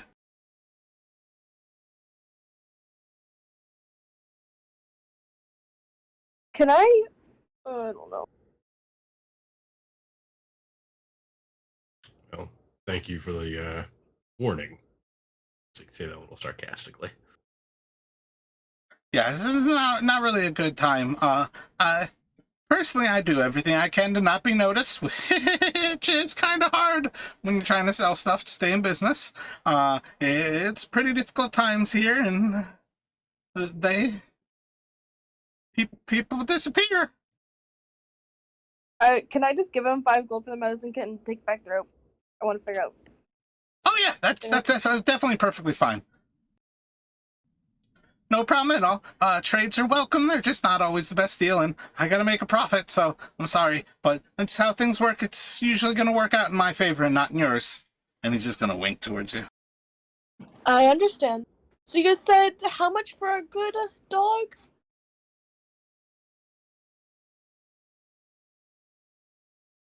Flips open his book again.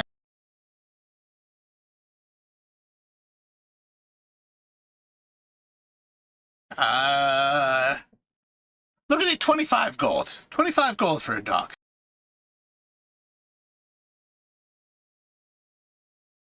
Most of my sleds are set up for 10-person sled teams, 10-dog sled team.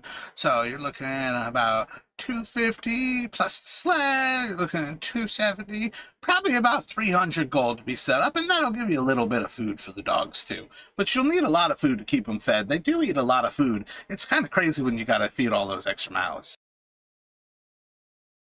My friend, have you seen any kind of bounty hunter around here?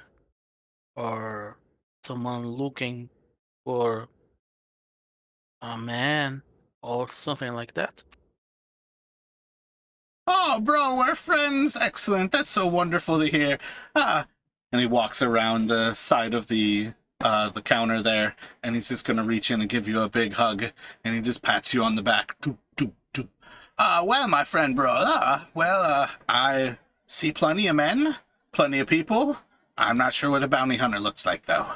Are you bounty hunters? Where are you all from? Okay. Nothing, you didn't see Bremen. anything. Yeah, we came from Bremen. Oh, Bremen. Y'all don't look squirrely at all.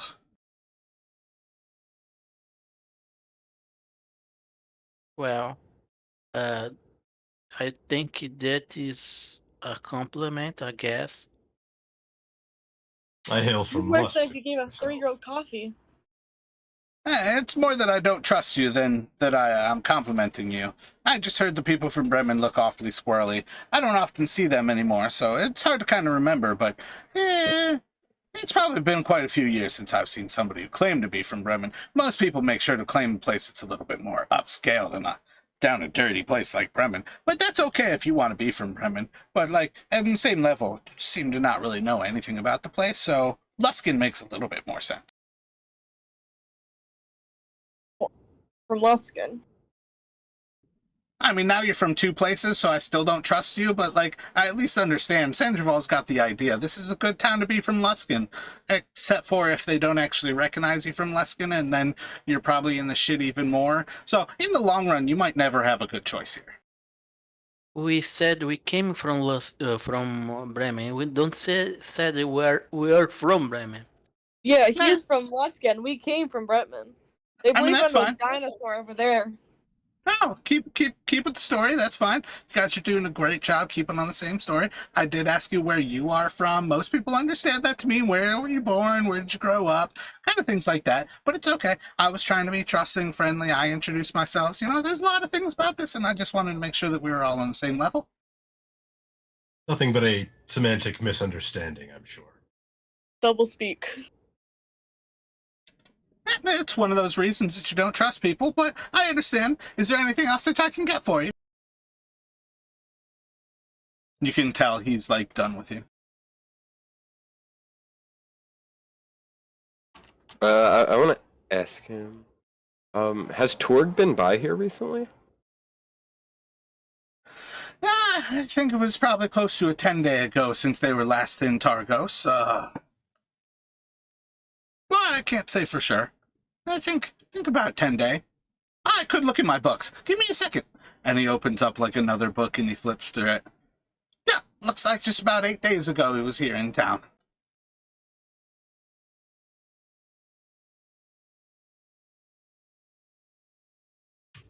And they come around here often.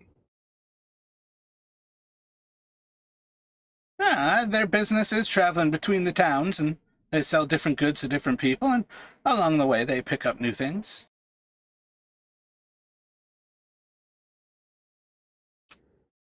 Have you had anything small going missing recently from the shop? There's definitely a lot of thieves around. You gotta be worried about thieves. This is a good place for thieves, but in the long run, thieves are bad for business. Yeah, that's understandable. Alright, well, are you guys all done in here? Do you guys want to buy anything else? Because all I got was a healing kit. I bought snowshoes. I'm done here. In the long run, you all are welcome to, again, buy anything from the actual player's handbook. I think it was 10 gold for the cold weather gear, 2 gold for crampons, or 2 gold for snowshoes. Again, we don't necessarily have to roleplay shopping unless you actually want to do stuff like, for instance, trades.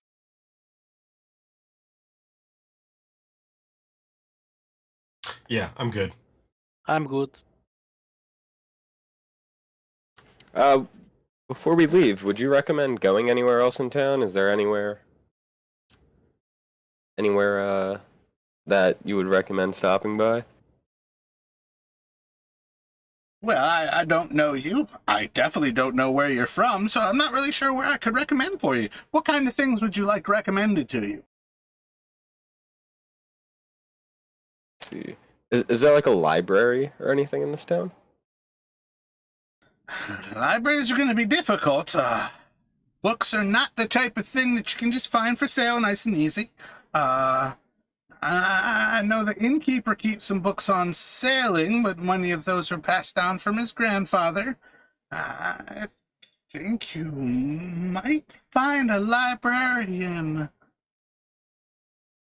Oh, was it?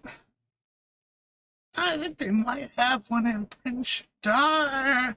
I don't know. Libraries aren't really a thing that you find outside. And I'll lean over the counter. Arcane. Yeah. That sounds about right. Do you Oh. have Is there a, any- do you have a sage or someone that knows a lot of things around this town? Someone that if you have something you don't know what it is, you bring it to him to identify or something like that? Ooh, a magic user? Ah. Maybe, I don't know. Neth might know someone like that. I don't really dabble with folk who deal in magic. I'm not really keen on the shady kind of things that magic users are into. Sandra Ball's going to kind of can't help himself. He's going to give a little smirk, but kind of try to hide it. At that. Understandable. But if someone comes to you with the object that seems magical, what do? You send him away? I'm not a wealthy man. It's hard for me to deal in magical objects. It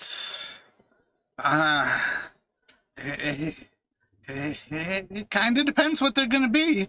Uh, uh, what kind of magical item do you have? Mm, The lamp. we have a lamp, and you have this black ice. We'd like someone to look at it. Charlotte? I'm sorry? Yeah, Show it to didn't me. catch. So someone shows the black ice for him, please. I don't have it. I don't think any of us have it. None of you do have it. But you just said you did, and that got his attention real strong. We didn't have it. We didn't take it from Cora. Cora didn't have it. Her son took it.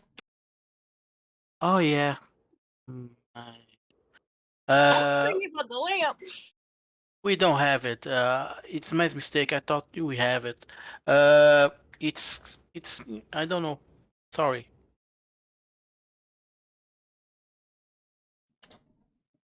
He gets a little bit calmer. And you see as his disposition drops, you could see that there was a lot of he was excited to hear the very mention of the black ice. And you might have picked up what he said in response to it. But if you, the person, didn't understand what I said, you have no clue what he actually said. Because he said it quickly, he said it low, and his attention was all on your hands to see what the next thing was that you pulled out. And as it continues on and he doesn't see it, Can I throw an insight check to see if I can get it? What something about his I mean, let me see. hold on a second. You can insight check, but I feel like I pretty explicitly told you exactly what you will find out. So tell me what else you expect to learn from insight checking him, because he is not hiding his emotions or he's not hiding his intentions as he shows this interest in the very thought of black ice. If you put it this way, I don't have a reason. Never mind. Yeah, I'm trying to make it important that you all recognize that this black ice is something he knows about. And this is one of those things that you guys need to pay attention to. I'm going to lean into him and whisper, "So do you want black ice?" Where y'all from? That's not the question at hand, sir. Your story keeps changing. A second ago you had black ice. A second ago you were from Luskin. Again, you're from Bremen. Nobody really knows anything about you. How do I know you're not one of the children of Oral and you're going to sacrifice me next? I don't want to die. Good day to you, sir. Before we leave, is there any parts of town that we should not go to? I want to be safe, and I've never been here before.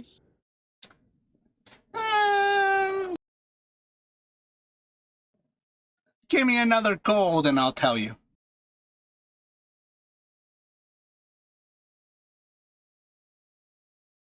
I'll give you your life. I already think you're a member of the Children of Oil and you're going to sacrifice me, so good day to you, ma'am. I will come back for you tonight, then. I wish to find my people. You better tell me where to find them. They told me to come here, but they did not tell me how to find them. Good They told day me to how you, to find ma'am. somebody. I'm not leaving till you tell me. Good day to you, ma'am. And he's going to go about his business. I walk closer to him. He just is going to walk around you. I'm gonna Come take on. off my hood and tell him this is what they do to people who don't answer to them the first time.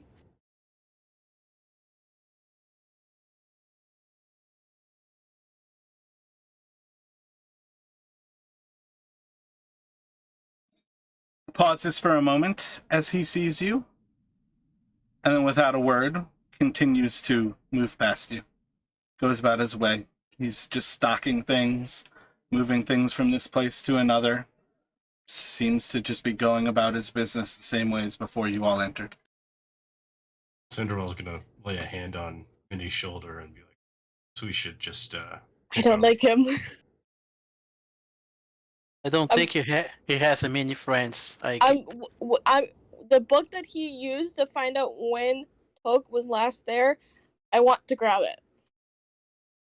I'm going to try to distract him. Can I try? Tell me what you all are doing. Like you're I'm gonna- stealing the book, or are you looking at the book? I'm stealing the book. I'm taking the book. Roll a sleight of hand. I want to assist because I'm trying to distract him. What are you In order trying to that do? I'm going to try to attract his attention. He say, "I'm sorry, sir. We are from the south. We came from the river in Bremen, but we are lost. You are not children at all. You have to understand. We are a bit confused with the people. The people try speaks to us about this kind of thing. We start to learn. You have to apologize us."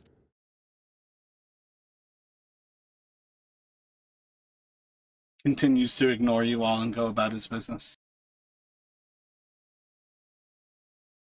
This dude is a part of it. I whisper to Minnie, "I'm sure he knows all about it, but unless we hurt him, he will not say anything. So, if you are prepared to have problems here, I have no problem giving him some fist in his face." Did I get the book though? You've got the book on your person, and you're hanging out there in the shop still. I'm gonna put another piece of gold on the counter and we're just gonna leave. Fine, I leave. I follow her.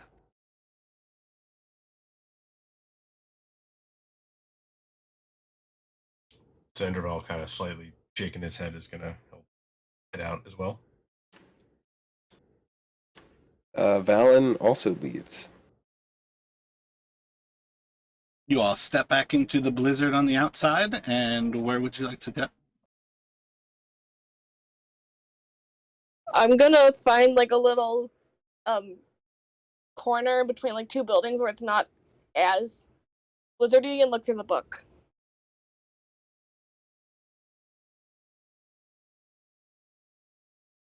I mean, you're outside in a blizzard, so going to a place that is less blizzardy is kind of impossible.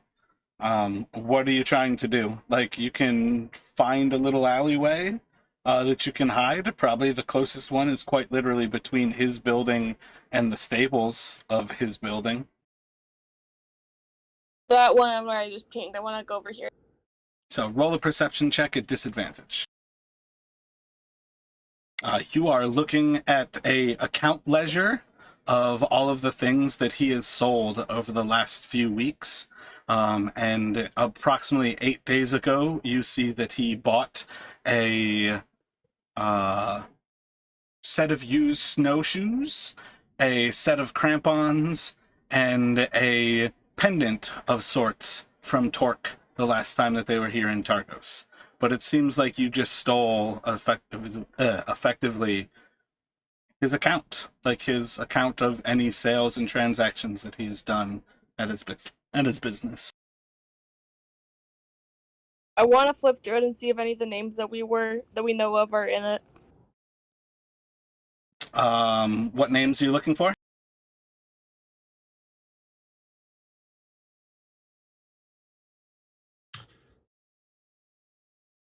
Cinderell's just gonna mention. I don't imagine he's going to. I imagine he'll realize that book is missing fairly soon.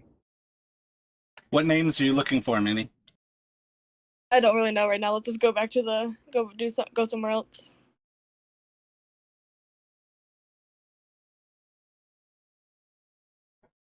Let me have everybody roll perception at disadvantage. As you walk off, Sandoval, you feel like you might have seen somebody walk from Triglio's off to one of those, off to like basically kind of like the southwest there. It's hard to be able to tell, but basically as you guys like leave that little nook where she was looking at the book, it seems like somebody left Triglio's. Okay, I'm going to relay that to the others. And then Sandoval's going to suggest somebody walk over to Triglio's and see if if Justin is still inside, and if not, replace the book and leave. My book. You want to stay with this book?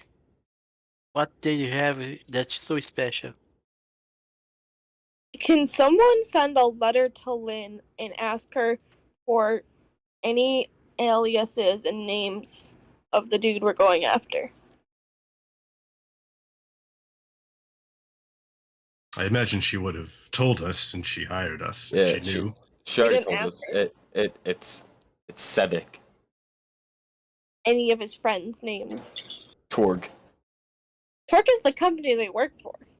No. Torg is the merchant that he protects. He's a bodyguard.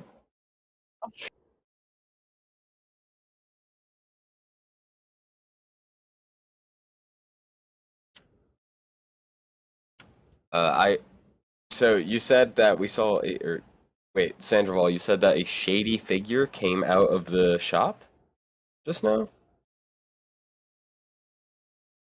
Would mean that he got out to warn someone.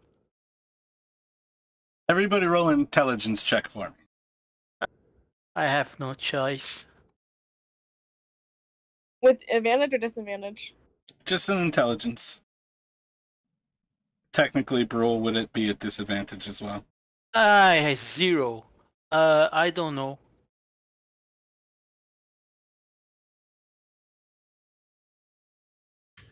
Whoever, I couldn't see who it was, but seemed to be heading down south.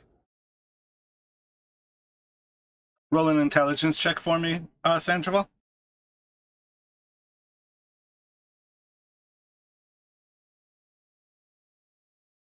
When you all entered and asked the guards, they said, go to the last barracks and then take a right, and that will be Triglio's. You saw the person walk to the southwest. You know that he is walking to the guard barracks.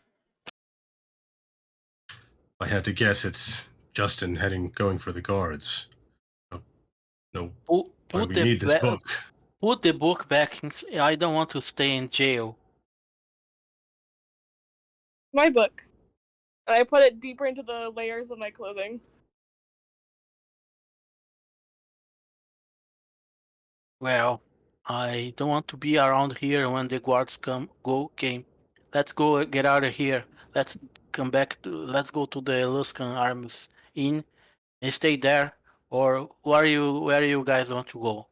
We are going to be arrested if you stay around here. Yeah, let's go back to the inn. I think we need to put the book back. There's no reason to hold on to it. And Yeah, there's no Luskin reason Arms to have is- that book in your hand. And the Luskin Arms is likely one of the only inns in town. You don't think the guards will check there? If we we can deny we pick the book, but if she keeps the book, they gonna find it. So anyway, we need to get rid of the book. And I imagine the guards will believe a local over us. Probably. Where are y'all at right now? We're going back to the inn, and I'm keeping the book. Let's go. Let's go. So Minnie's walking back towards the inn. Is everybody following?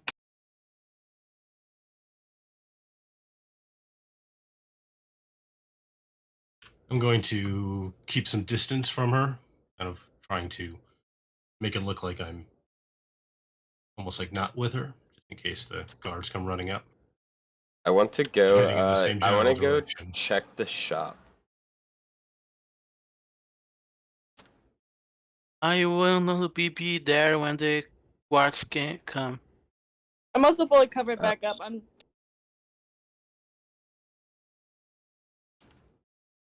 All right, yeah, I'll go back to the inn. I'll follow Minnie, but not walking up beside her. Valen, roll a perception check at disadvantage.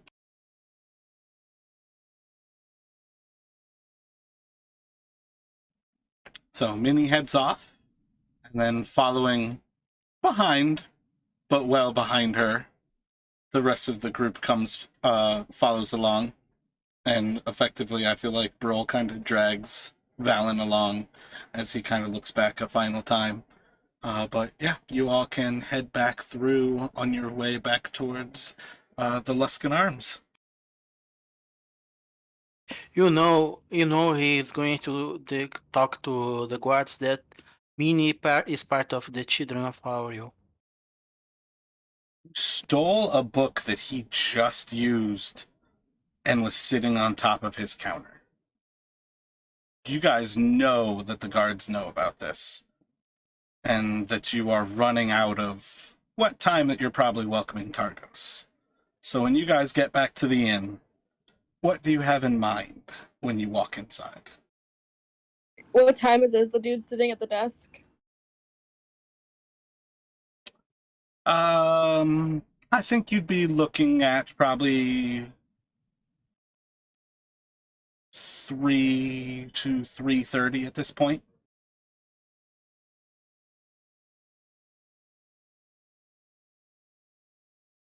Should have gotten rid of that book. All right, you know what we could do?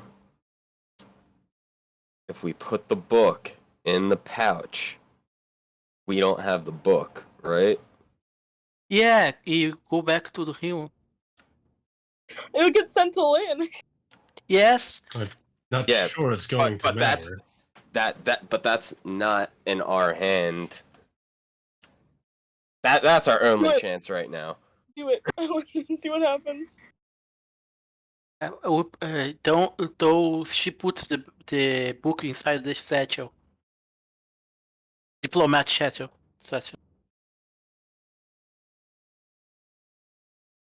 Will that actually fit in the pouch? Roll. I don't think so offhand, but roll a D100. Who do you want to? I would say Sandoval. I'm going to say no, it does not fit. It is too thick.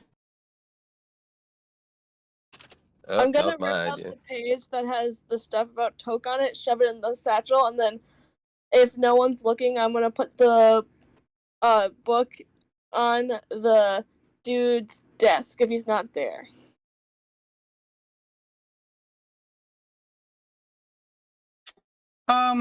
This isn't mine. I don't need a ledger, but thank you.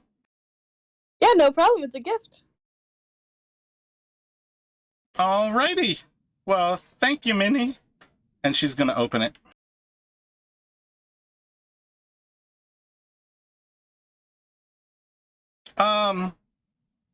This belongs to Justin.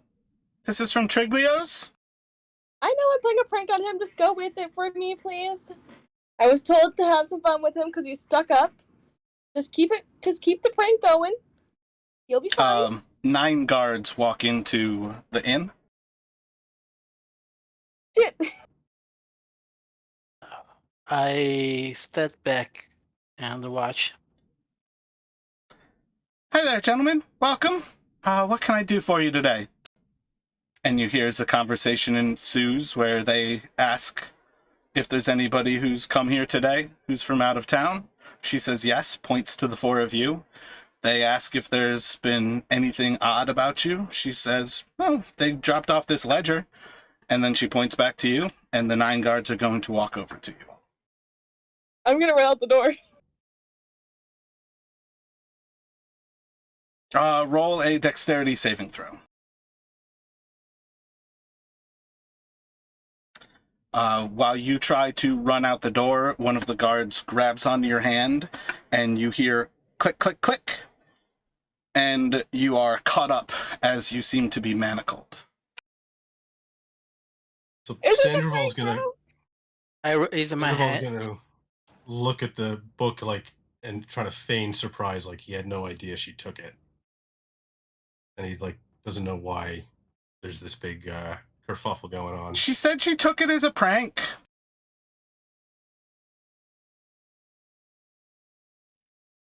He was being rude and annoying me. I wouldn't mess with him.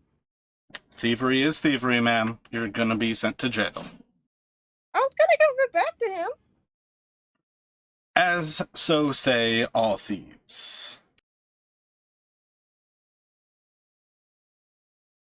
Are we all good? Are we going to jail also, or is it just the... All of you are going to have to come with us. I didn't do anything, Bruce says. Did you stop her? I didn't see she take the book. Justin tells me that you were running your mouth and perhaps you were used as the distraction is part of the theft. Does that sound anything like what you would have done there? Why I would do that? The book Why does would has no anybody violence. steal a book about all of the things that he sells? He is a We were simple asking him a businessman. specific question. He said it was in his book, and then he never told us. The book I was has nice no. that I paid him. He said that he'd give me gold for this information. He stole Somebody from does me. not somebody does not have to answer questions for you when they are on their own property living their life. He might agree to make a certain deal with you, but that is up to him to do. You stealing his book has nothing to do with that. I still got the information I want, so thank you. What information is that? We're looking for a dude. We have looking for somebody, and he was here. He was hiding this person. He's a And who dangerous are you criminal looking that for? we need. Who are you looking for? Sepik. He's a dangerous criminal. We were asked to go find him. Who asked you to go find him? Lynn. And do you know She's anything a guard. else about She's a her town name? guard from Bremen. So she's Town been with us guard from of Bremen. He's writing down everything that you say. So Someone call Lynn Lynn. of Bremen. Mini. And who is Like this a Sepik that warning. you are chasing after? I don't know. I was just told to go find him. That's all I was told. I was told I'd get paid if I found him. I want to talk to whoever the lead guard is. They're already And- separating all of you. All right. So the guard that I'm with, I'm gonna be like, hey man, so there's been a lot of murders. We had someone tell us that this guy Sevik is traveling with Torg, and the way Torg is getting all these items is killing people. And we are investigating this. It's pretty well known that Torg and her merchants are scavengers along the tundra. I don't believe anybody's ever found proof that she's killed anybody on the tundra. The person who gave us this has. And And what person who gave you what? we were given a mission to go find Torg and specifically Sevik and remove Sevik. Who gave you this mission? Her name was Lynn, and she was apparently a part of the... Lynn, do you have any other names, alias for Lynn? Do you have any reason to trust this person who asked you to murder someone? She was a knight for the...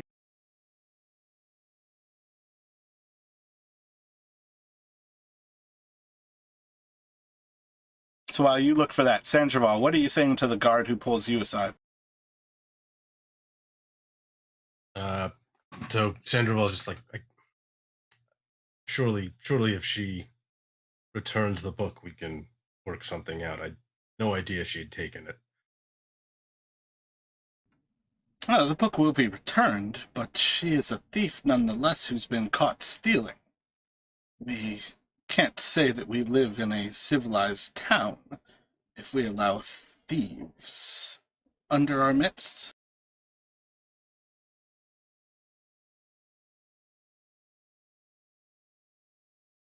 And if we simply were to leave, perhaps we could avoid any unnecessary unpleasantness. I don't know if you can avoid unnecessary unpleasantness now. I think it's too late for that. You might have thought about this before you helped a thief in their trade. I had no idea she was a thief.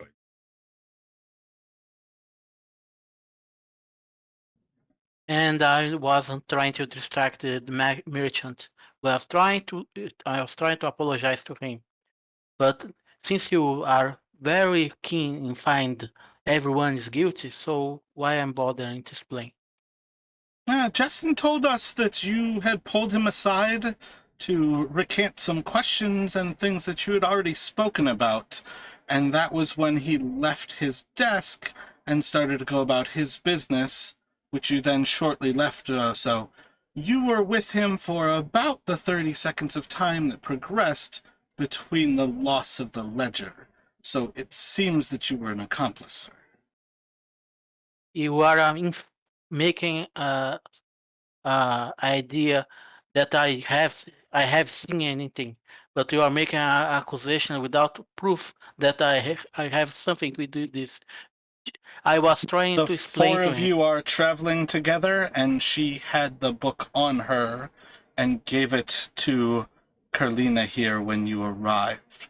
We don't require any more proof than that you all traveled with the stolen materials.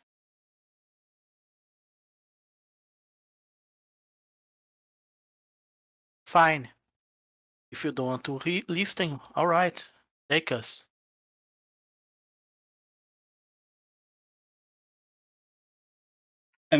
Anybody else have anything else to say to their guard?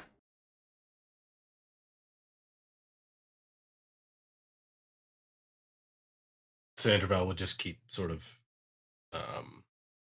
saying the same thing, like he had no idea.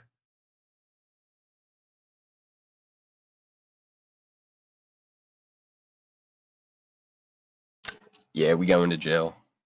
Yeah, nice. So, you all are isolated into 4 different rooms inside of the inn here.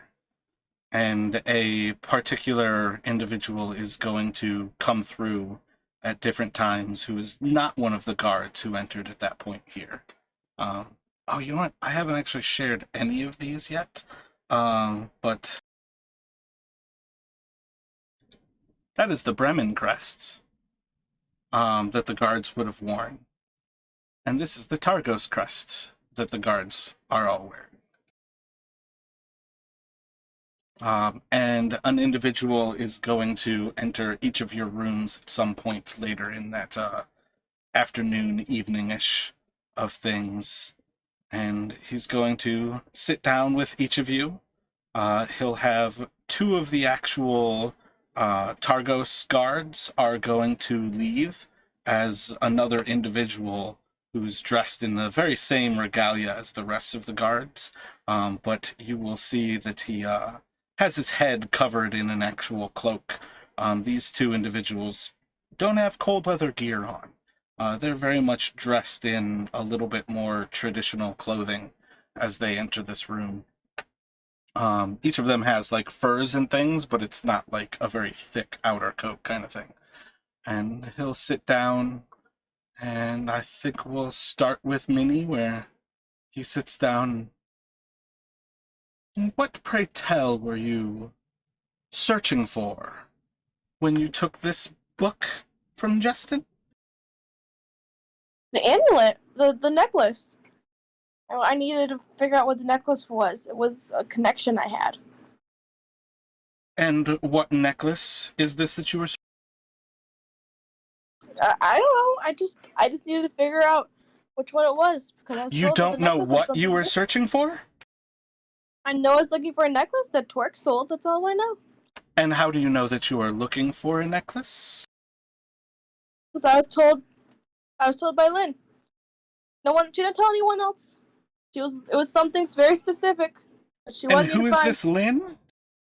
She was a town guard or something. I don't really know. I don't care about people. What town was she in? Like I said, I don't care. If I get my money, that's all I ask for. I don't ask any other questions. Then What money are you missing? I'm gonna get paid.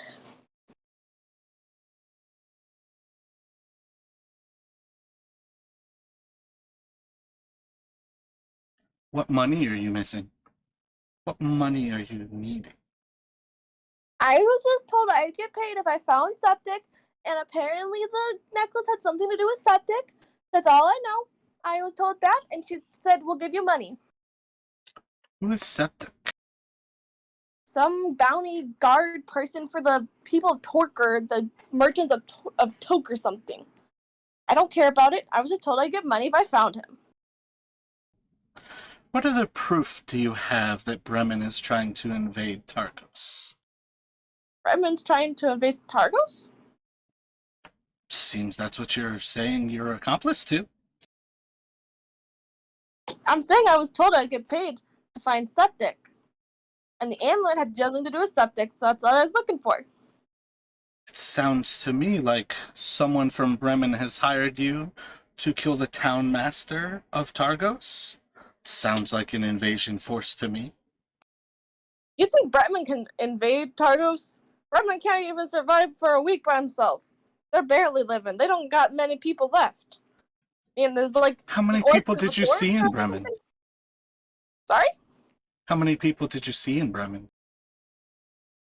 I saw one dwarf, about 5 fishermen, 2 people in a bar. I saw Lynn, and then there was the lady who worked at the inn. I don't remember her name, but that's about it. There was also 4 guards, 4 town guards. That was all there was. And who else was conspiracy to murder with you? Just me. I was the only one told about the murder. I mean, I think I was the only one told about the murder. I don't remember if anyone else was. She talked in thieves' camp. She wrote it down on a piece of paper. She wrote down what she wanted us to know. And you understand thieves' can't? Sure, can anyone nowadays? There's so much crime going on. I mean, can't you? You're a town guard. You should know. You should know what your people are writing on their walls. What are people writing on our walls?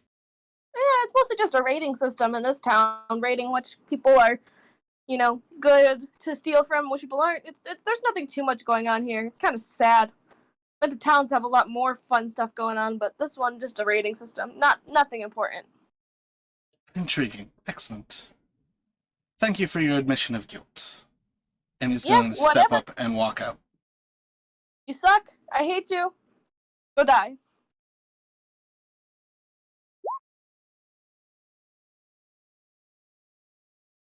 He is going to go next to Sandoval. And again, 2 guards will leave. The other who's got like nicer things will come in first, and then the other gentleman will walk in and he sits down and just look at you for a few moments. What were you looking for in Justin's ledger? I had no idea the ledger had been taken. I simply wished to purchase some snowshoes. Oh, Okay. where do you intend to travel? I simply prefer to be prepared. Who is Lynn? I hail. Afraid I don't recognize that name. What are the intentions of Bremen? I couldn't say. I hail from Luskin. Oh, it's convenient that you would be from Luskin while we sit in the Luskin Arms. And surely trustworthy. Tell me, did a town guard hire you to kill the town master of Targos?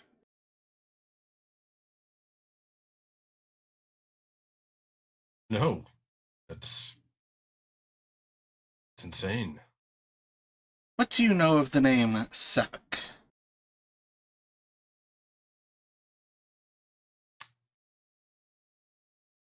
Sounds vaguely familiar.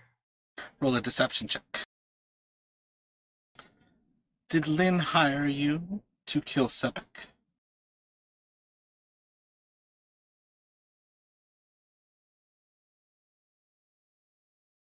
Can Centerville tell whether the guard seems to believe what he's been saying so far or not? You can roll an insight check.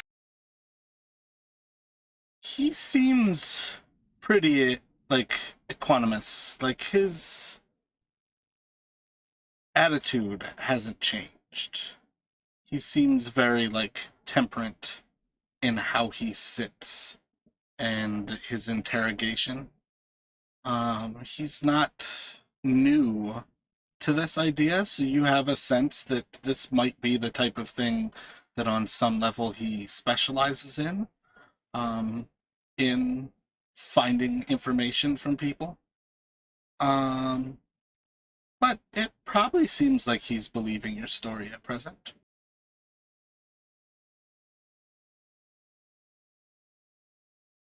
This Lynn, no, he did not hire me to kill anyone.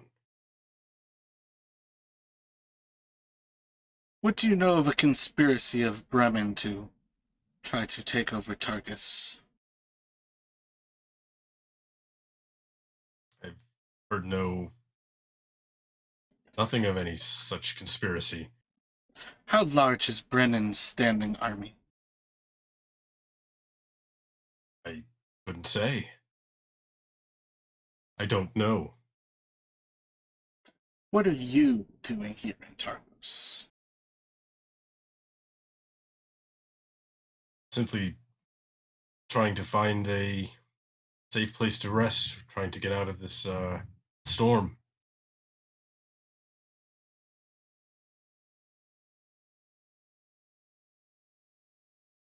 I had heard that there were maybe some merchandise available. I've heard there are traveling merchants who occasionally pass by this area.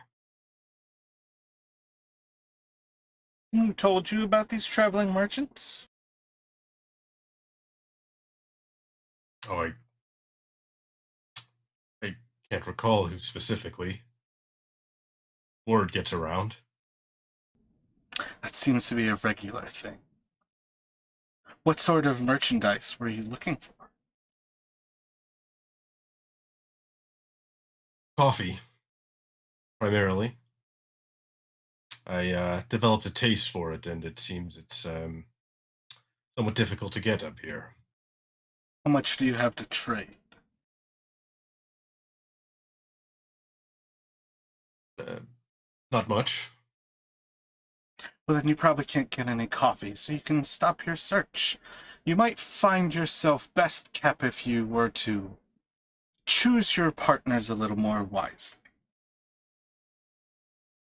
He's going to step up must- and walk out. Do you say anything while he's leaving the room? Because he doesn't respond as you start to speak there. He was just gonna one must up here. One cannot always choose one's um, traveling companions, but better than traveling alone.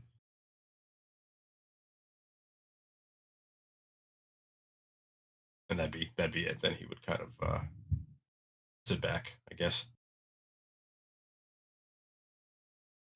So he'll next walk into Valen's room. And as he sits down, just pulls out a pencil and he starts to tap it against a little desk that he's sitting against to the side. Looks over. What were you looking for in Targos?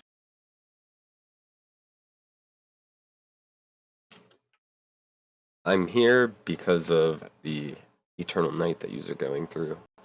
I have come to the north here to try and assist with it and possibly cure this land.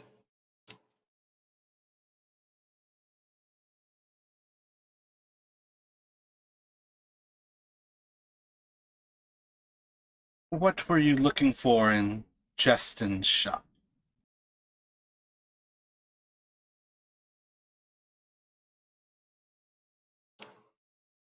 Well, technically I was just trying to find someone that to talk to about some odd happenings. What sort of odd the general- happenings? I've been told that there have been a lot of small knickknacks going missing in some areas, and I felt like checking the shop would be the best place to do with that. Do you think yourself a champion against thieves?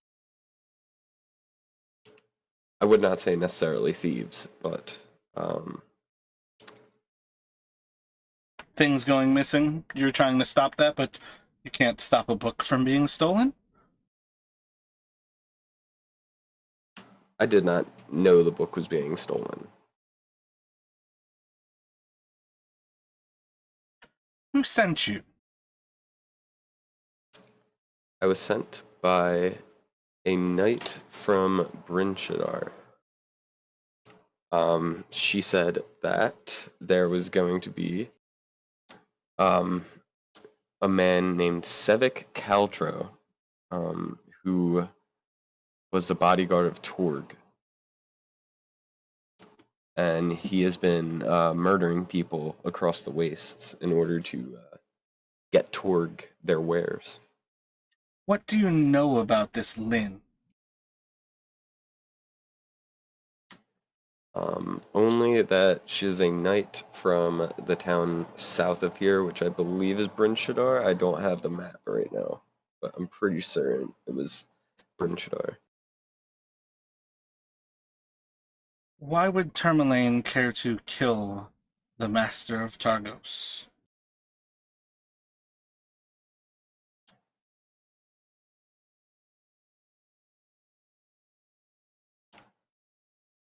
Are you saying that Sevik Caltro is the master of Targos? Didn't you say that's who you came to kill?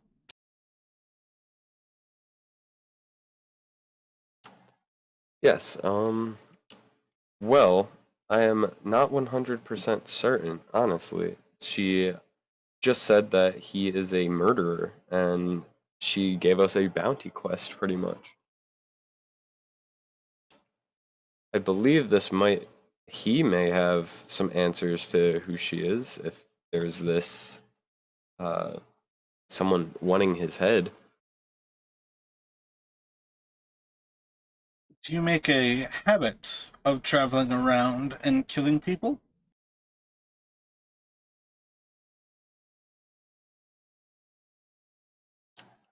Not necessarily.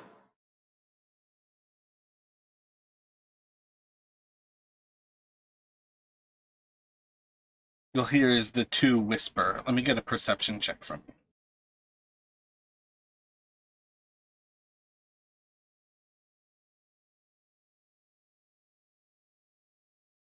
They whisper something between each other, and probably about the only thing that you can pick up is the word orc and nature.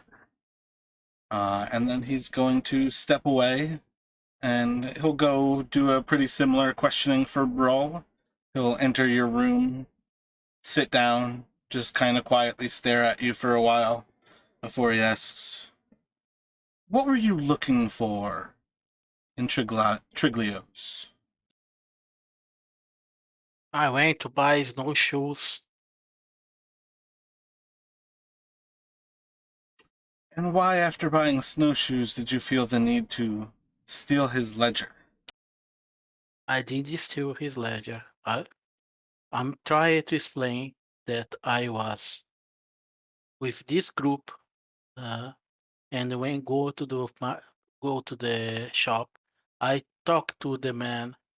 I try to apologize because he started saying things like we are children of Aureo because not, our history we are didn't match.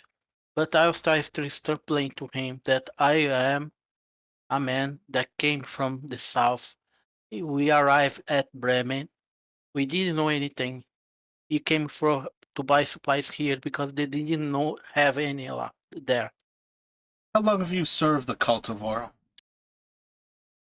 I don't because I arrived in Bremen uh two 2 days ago. Make a persuasion check. Who is Lynn? All I know that she came to us saying she was a knight, someone that came from Branchidar, and she said she had evidence or she has certain that someone called Savick was involved in murders to the merchants of Torg. I am a mercenary. She asked if we could take care of the problem for her. I said we are accepted the mission, but the idea was that he wasn't in Targos, but in Termalaine. But I don't know.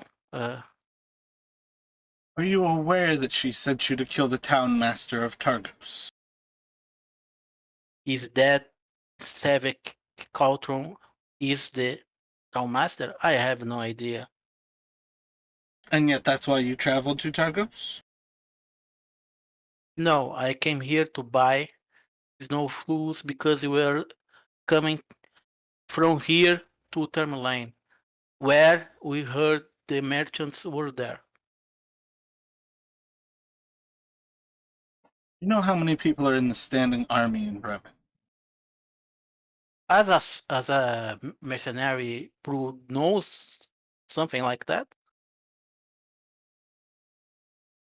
Is that more or less you asking me for the number so you can give it?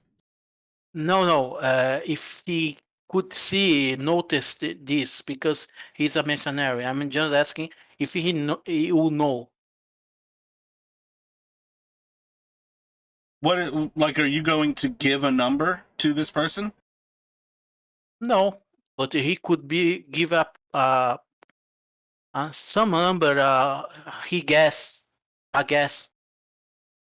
I mean, the first time you were all there when they brought guards to the buried treasure, there were about 20 plus guards. So you could give that number. Okay. So I don't think they have an army, but they have the town guards. I saw about 20 of them. Make another persuasion check.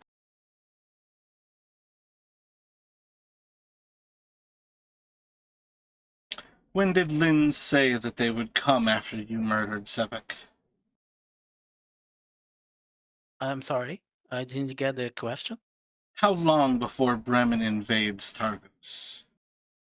I have no idea that Bremen wants to invade something. I don't think they have even the numbers to invade a city like this.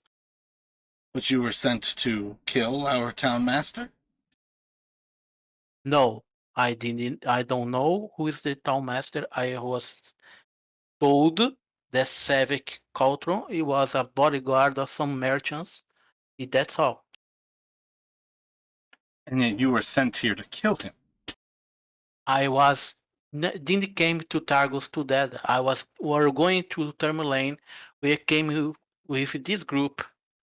All I know that the lady with us